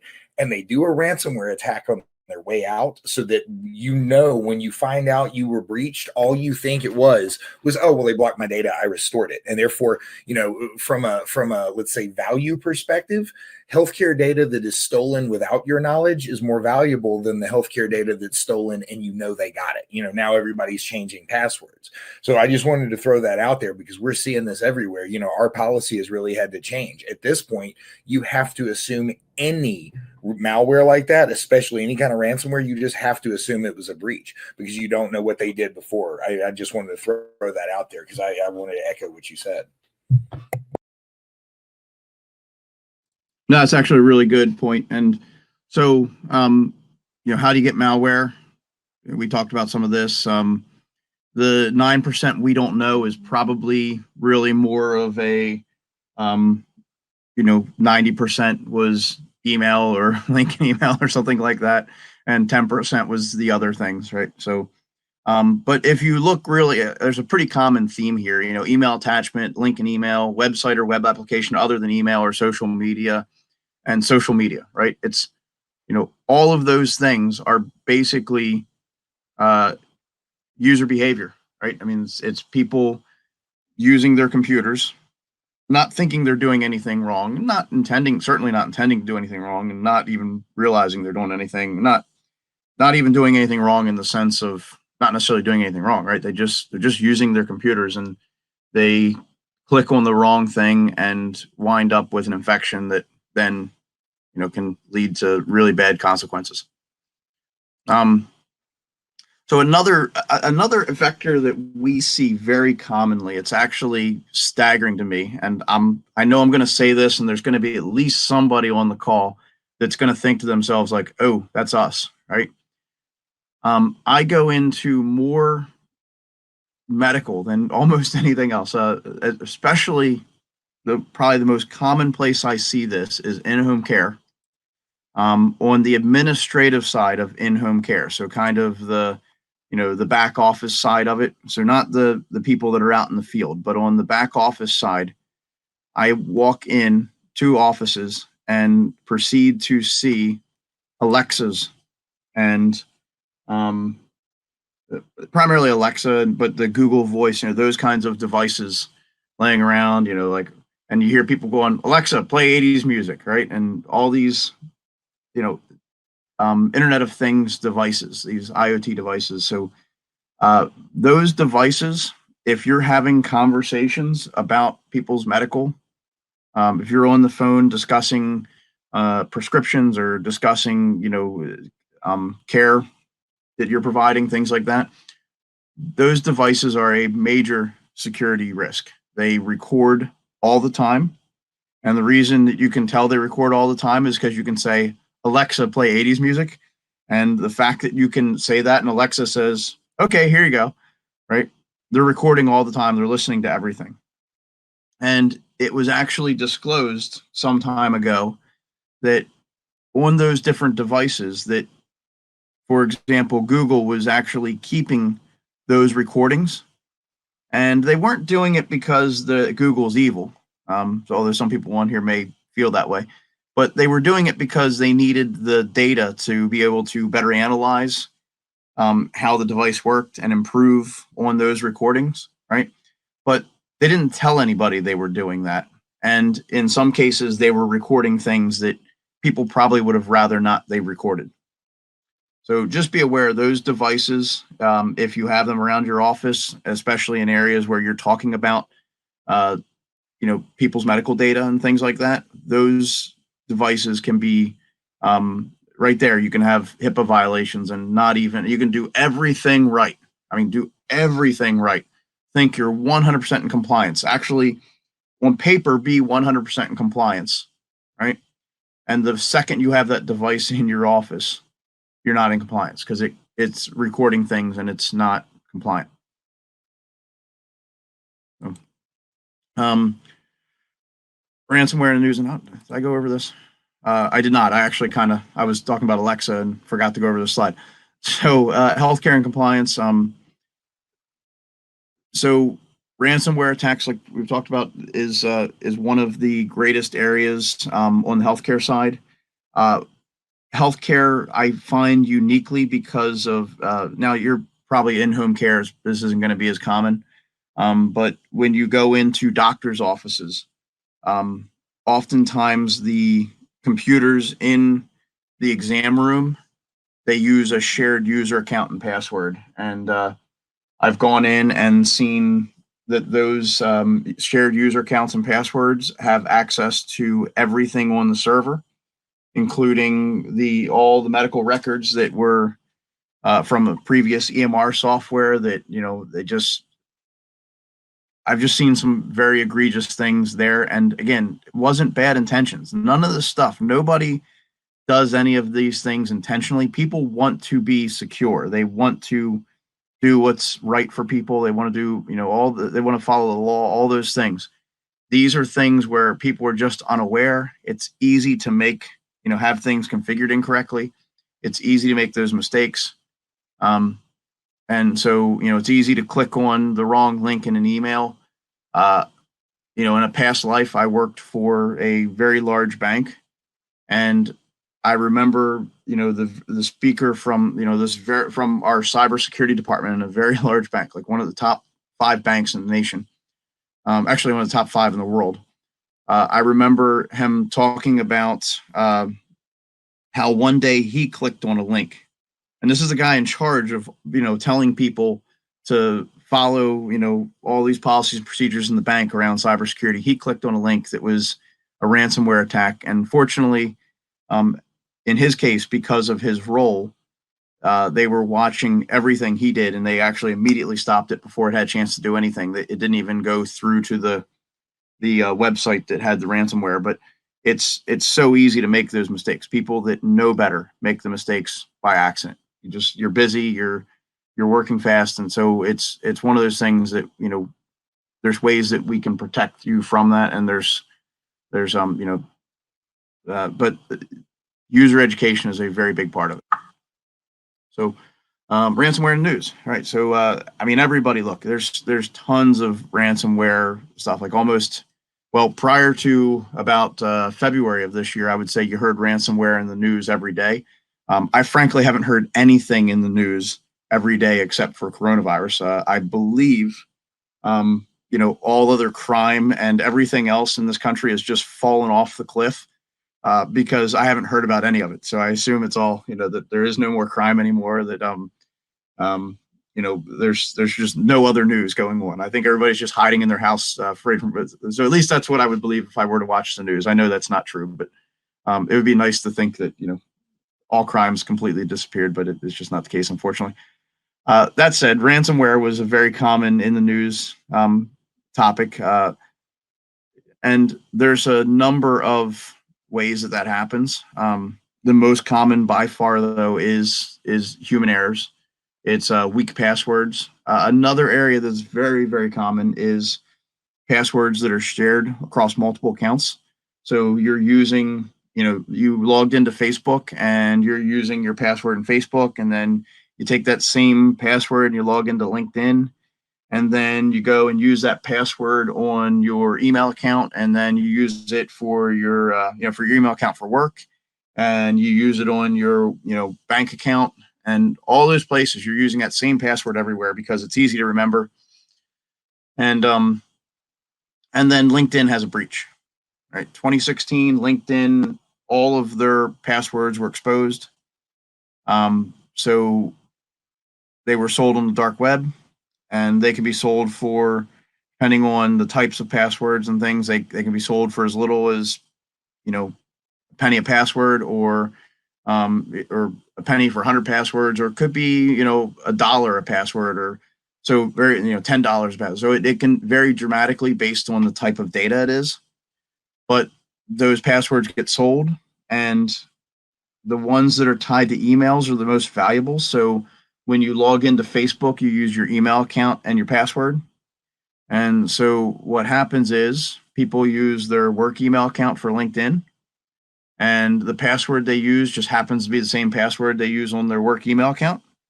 And so somebody takes that LinkedIn password and they probe that email account. So, your email account is bob@medicalco.com.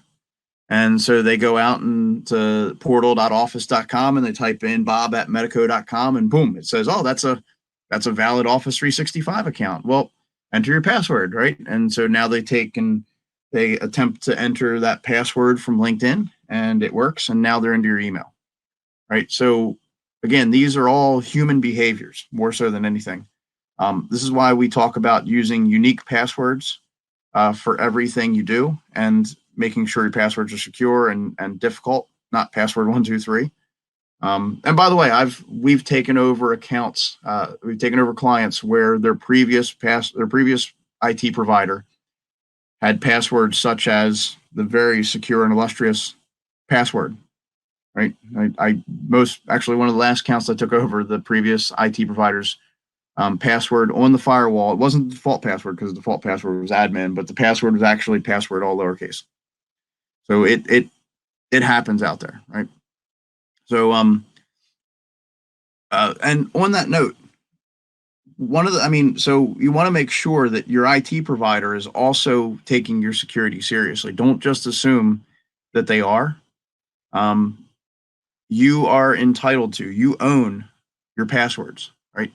So ask your IT provider to, provide your passwords to you. Like, basically say, look, I want to know, what is my firewall password secure? Is this, is it password or is it something more secure? And, they should tell you what your passwords are. And at a minimum, they're going to at least, rethink, man, these guys are serious. I better make sure that I'm taking their security serious, right? So I would encourage you to do those kinds of things with your IT provider. So, ransomware, I actually love this graphic. I wish the ransomware looked like, actually, it's actually kind of perfect for the medical industry because they look like germs, or at least our caricature of germs. But ransomware is a piece of software. It's an executable that's ran on a computer, and it's so malware is the general classification of computer software that's designed to do malicious things. So malicious software, malware. Ransomware is a form of malware that's designed to hold things ransom. And like we talked, it might either be that we're going to just extort money to get you access back to your data, or more commonly now, we're going to do that. But we're also, even if you don't need to get your data back, we're going to we're going to make you pay a ransom so that we don't release your data. So I'm going to kind of roll back around to some of the what can we do. So I'm watching the time. We got 7 minutes left. I might actually go through some of these slides a little quicker. HIPAA monetary penalties. I think we've talked enough about HIPAA that I can probably just kind of work my way past this slide. Ransomware. So remember before we talked about that, you want to have these things like malware protection stuff, but there's only so much protection that each thing does. So from a security standpoint, what we want to do is have a layered approach. We want to make sure that we have antivirus, that we have software, that we have basically things on our email that are protecting against spam, that we have things that are looking for malware attempts and prevent those, that we have pop-up blockers that prevent those pop-ups that have malware in them from popping up. We have all of those things. It's a whole layered approach, but there's actually a lot more we can do. And again, so you'll hear like buzzwords like EDR, so endpoint detection and response. And it's the latest buzz in the security industry, and EDR is going to be the end all and save all to everything. Well, again, EDR is really more of a reactive measure. So EDR is not antivirus software, and so we still need to have those things. People that think they can just put EDR in and everything will be hunky-dory, it's just not that simple. So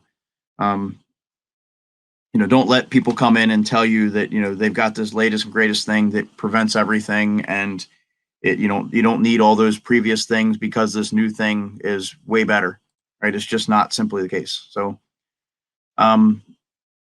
backup, disaster, and recovery. So we've talked a lot about the malware side and kind of the defenses there. The best thing that we can have to, if we get a ransomware attack, is have a good, secure, uninfected backup. And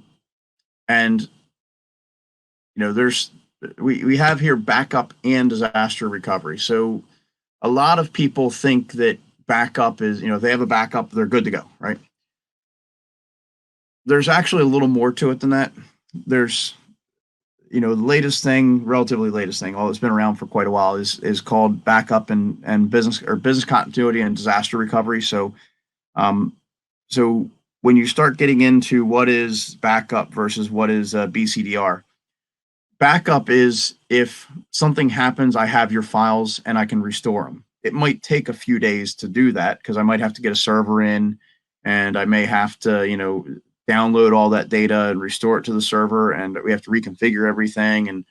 And so you could be down for a while. If you have a mission critical server or PCs even, what you really need is actually BCDR. So business continuity and disaster recovery. And that is typically a device or some kind of cloud product that will basically mirror your devices so that in a matter of minutes, we can bring you back up on that mirrored device and have you back up and running in the event of a disaster. So disaster could be, it might be malware like we're talking about. It could even be just something as simple as a fire. It could be the physical hardware that you have crashes. It could be that you get a leak in the ceiling over your server, right? So any number of things.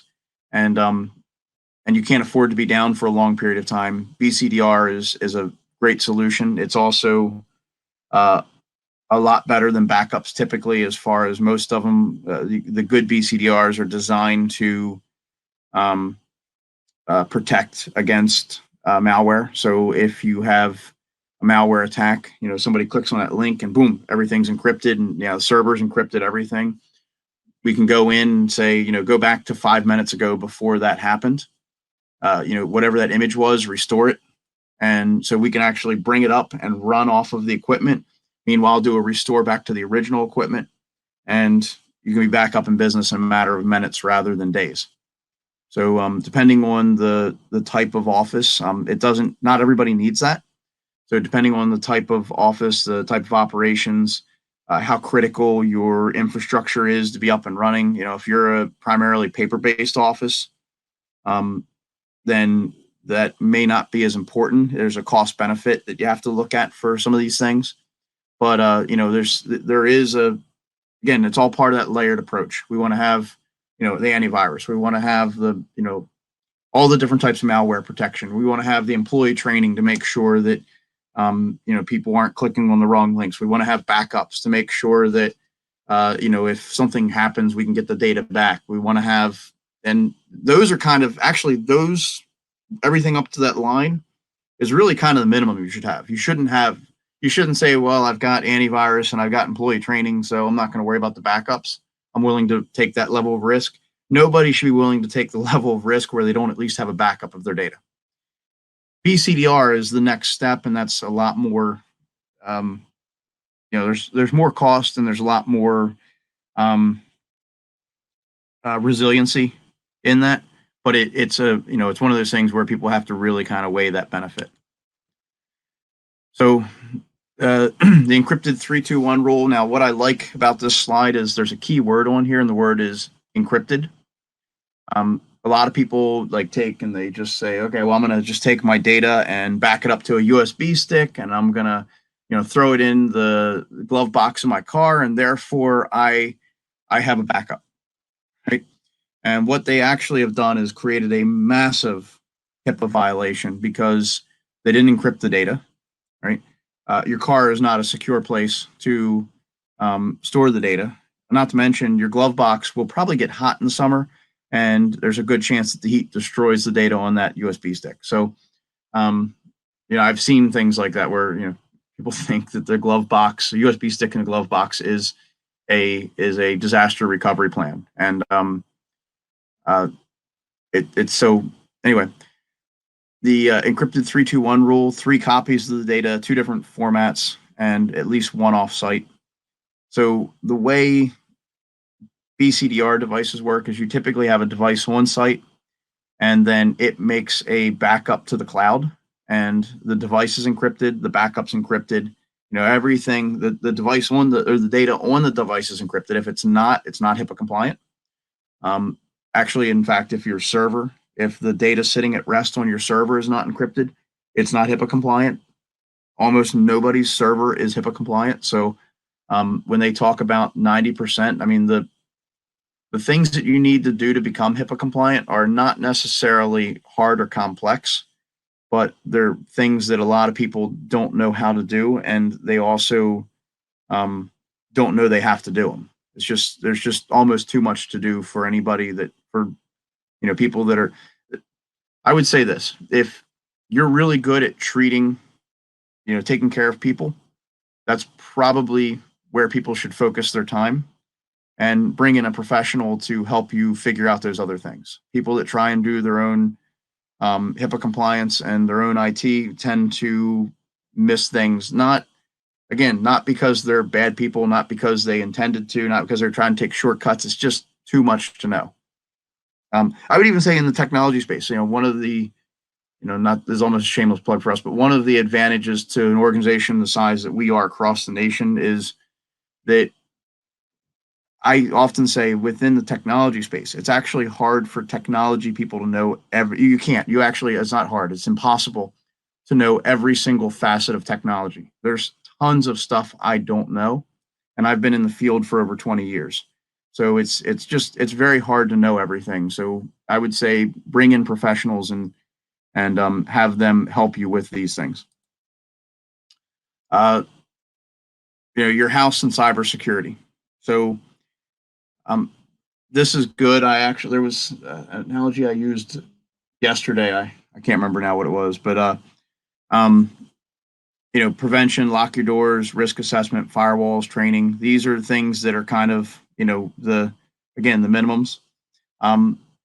Your cable modem from the cable company, your Comcast router is not, I don't care if they put the word firewall in their BIOS, if they have it on their box, on their marketing, all of that stuff, your firewall in your Comcast router is not a good firewall. They can be cracked in minutes. I actually have.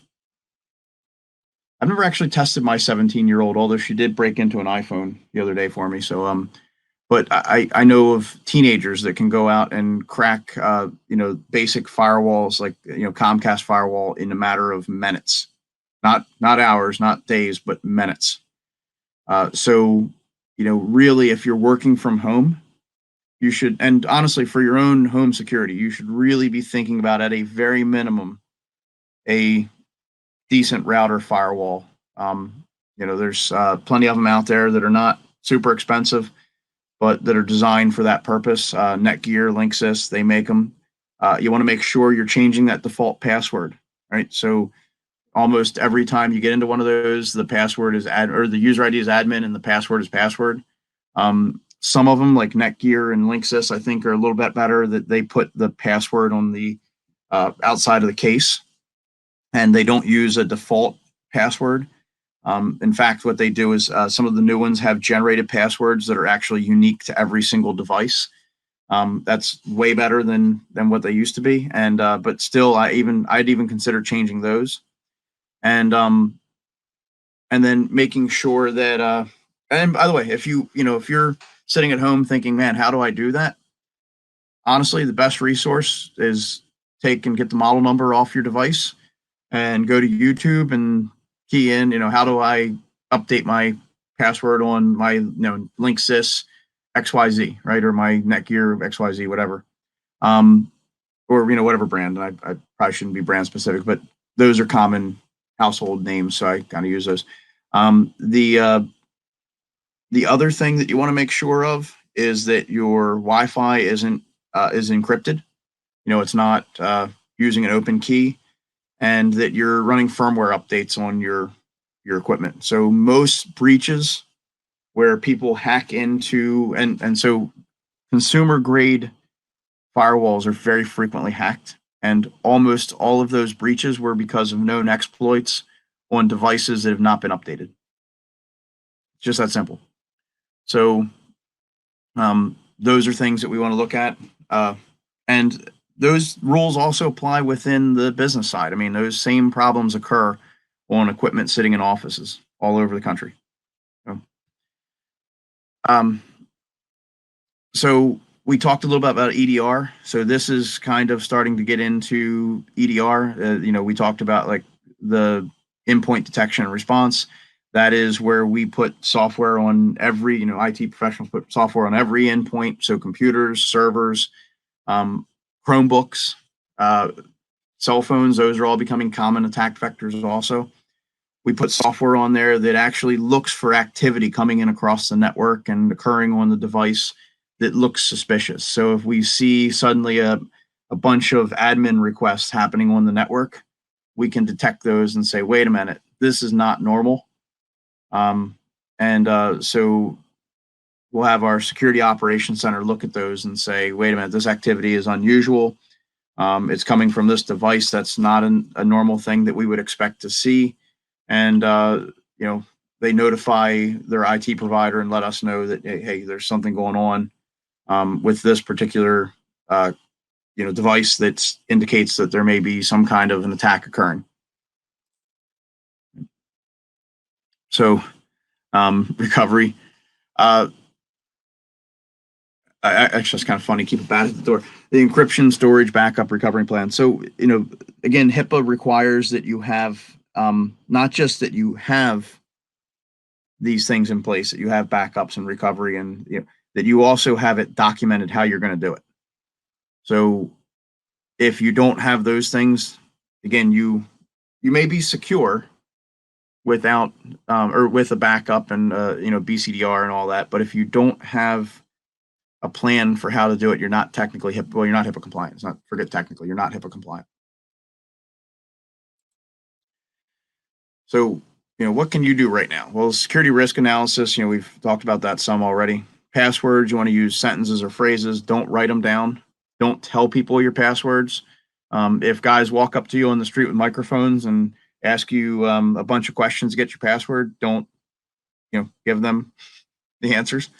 You want to make sure that your staff is, and your coworkers, whatever it may, depending on your particular role within the organization, you want to make sure that people are taking the stuff serious.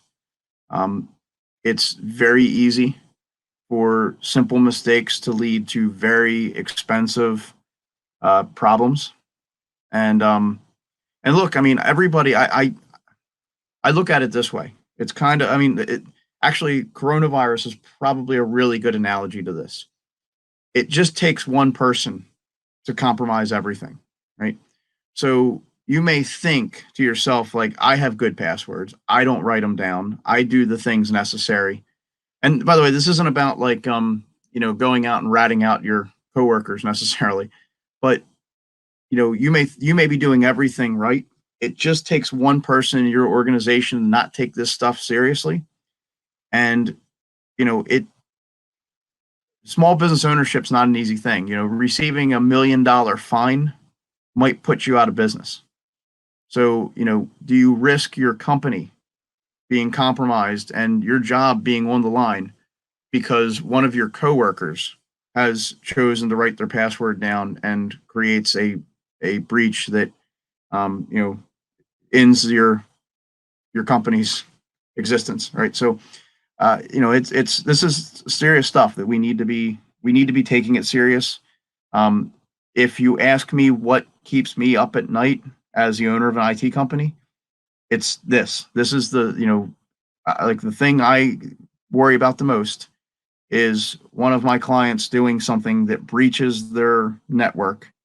And look, when it comes down to it, I know that they're going to look back at me and say, why didn't you prevent this? Right. So, and we can't prevent everything. I can't, it's impossible to prevent. I will tell you that right now. Anybody that comes in and tells you that they can 100% guarantee that you'll never have a breach is lying to you.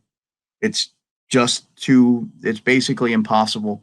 There's new threats emerging every day. Antivirus software is only as good as what it knows about or can detect based on patterns. So it's not 100% foolproof. And so, again, the most common vector is the human element. You take something new that's just come out, click on the link, you have an infection, and that could be a really bad day. Actually, it's going to be a really bad day. It's just that simple. Restrict unnecessary access and user privileges. This is again, one of those common things I see. I can't tell you how many times I've gone in and every single person in an office has admin rights to everything on the network. They can go in and view any folder, no matter what it is. So one of the things in the home healthcare field I see is typically, and I know on larger organizations this might be more common. One of our clients I know has, for example, they have teams of people that service areas. And so one of the things that we discussed was you have an Eastern Shore team and you have a Baltimore metro area team and you have a Western Maryland team and a Southern Maryland team. And does the Western Shore team need access to the patients in Western Maryland? And the answer was no, right? Then why do they have that access, right? So we work to make sure that we basically said, you know what, the Eastern Shore team, they get access to the Eastern Shore. If somebody moves and they work on that Eastern Shore team and that Southern Maryland team because they cross the Bay Bridge, well, in that case, then we'll give them access to those patients. But we wanted to make sure that not everybody has access to everything because that's a very clear HIPAA violation. People should only have access to what they need to do their job, nothing more. And then, of course, the foolproof backup plan, I think we've talked about that plenty. So, again, we've talked about this earlier, HIPAA done right versus HIPAA light. I see an awful lot of HIPAA light. And look, your technology provider is not necessarily the best person to manage your HIPAA too, for that matter. So the reason that, we've got the compliancy group on here is they specialize in HIPAA. So we partner with them. We work, you have to work closely with those providers. They have to work closely with companies like us. And it's important that we make sure that, we're each doing what we need to do. Compliancy group makes sure that we're making things secure and such. And that, we're making sure that our clients are using somebody that's coming in and making sure, because I manage your technology. I don't manage your paperwork, right? And I'm not good at managing your paperwork. I can tell you that. I'm good at managing your technology, but I'm not good at making sure you're HIPAA compliant. So it's important, we do a lot to make sure. We're actually probably more proactive than a lot of providers out there on the HIPAA side, but I know there's things that I have clients. I mean, I just know I tell them, like, look, you're not compliant on the paperwork side. I don't know what you need to do to be compliant on the paperwork side. I just know you're not right now, right? I can see, like this basic stuff right here tells me you're not compliant. So anyway, so how simple is it? Well, you want to achieve compliance, right? So you need, Hey, and Dave? I think the compliance. You want me to jump in on that one for you? You've been doing a great job holding it for me. What I might recommend is, now that we're a little bit over, since we're a little over time, do you guys want to just answer questions for you? Basically, this slide is just, hey, this is what Compliance Group does. We simplify this, so we can skip all that. Do you guys have, Paul, do you have any questions that who we have not gotten to that we should address? I had one good one that earlier when he was going through backup and disaster recovery from Vinny that said, I'm in Microsoft 365. Does that mean that all my data is backed up? I don't have to worry about this. So no, right? But so when you have cloud providers, right? So there's, and I mean, we could spend hours talking about some of these topics, right? Like a little topic, but cloud providers like an Office 365, they provide you a certain level of product, right? They they have different levels even, and so they have products that they call HIPAA compliant. And what they mean is that on their side, they're doing things that from their standpoint are HIPAA compliant, and they will provide you a BAA and all those things, but it doesn't necessarily mean that they're doing everything necessary to make sure that you're secure and protected. So with an Office 365, we still put on products that before the Office 365, when your email comes in, it comes in through tools that we use to make sure that you're you're not receiving viruses or spam. They do have some of those tools built into Office 365, but We actually have tools that are way better. We have tools that use artificial intelligence to understand your basic patterns of how you kind of use your email and understand the kind of senders and things like that. And over time, we'll detect phishing attacks and things like that, because phishing attacks can be quite difficult to detect. It will be, we actually have products out there that will detect those things and make it much less likely that you get a phishing attack into your inbox, much less that you click on the links and actually get to that site and become victim of it. We can oftentimes prevent that email from even getting to you. That's not something Office 365 prevents or provides. Office 365, anything cloud-based is typically, to a certain extent, redundant. So there's some protection that, if a server goes down in their Boston data center, that they can switch over to their Richmond data center and you still have your email. But if you go in and delete your email, that's not protected, right? And one of the things that HIPAA requires is that you have the ability, if somebody goes in, and by the way, we just had this not that long ago with a client. It wasn't healthcare, it was actually a law firm. But we had an employee on their way out the door deleted everything that they could. They deleted files, they deleted email, they deleted everything. And so the files, we were able to go into their backups and restore. But the email, there was no, you couldn't go into Office 365 and restore their email. Anything that, now, if their account had been deleted, we could, you can do that. But if somebody deletes their individual emails and then goes into their deleted items and clears that out, it's gone. So in that case, we had a backup of their email. So we actually back up their Office 365 and we were able to restore all of their email. And so it's,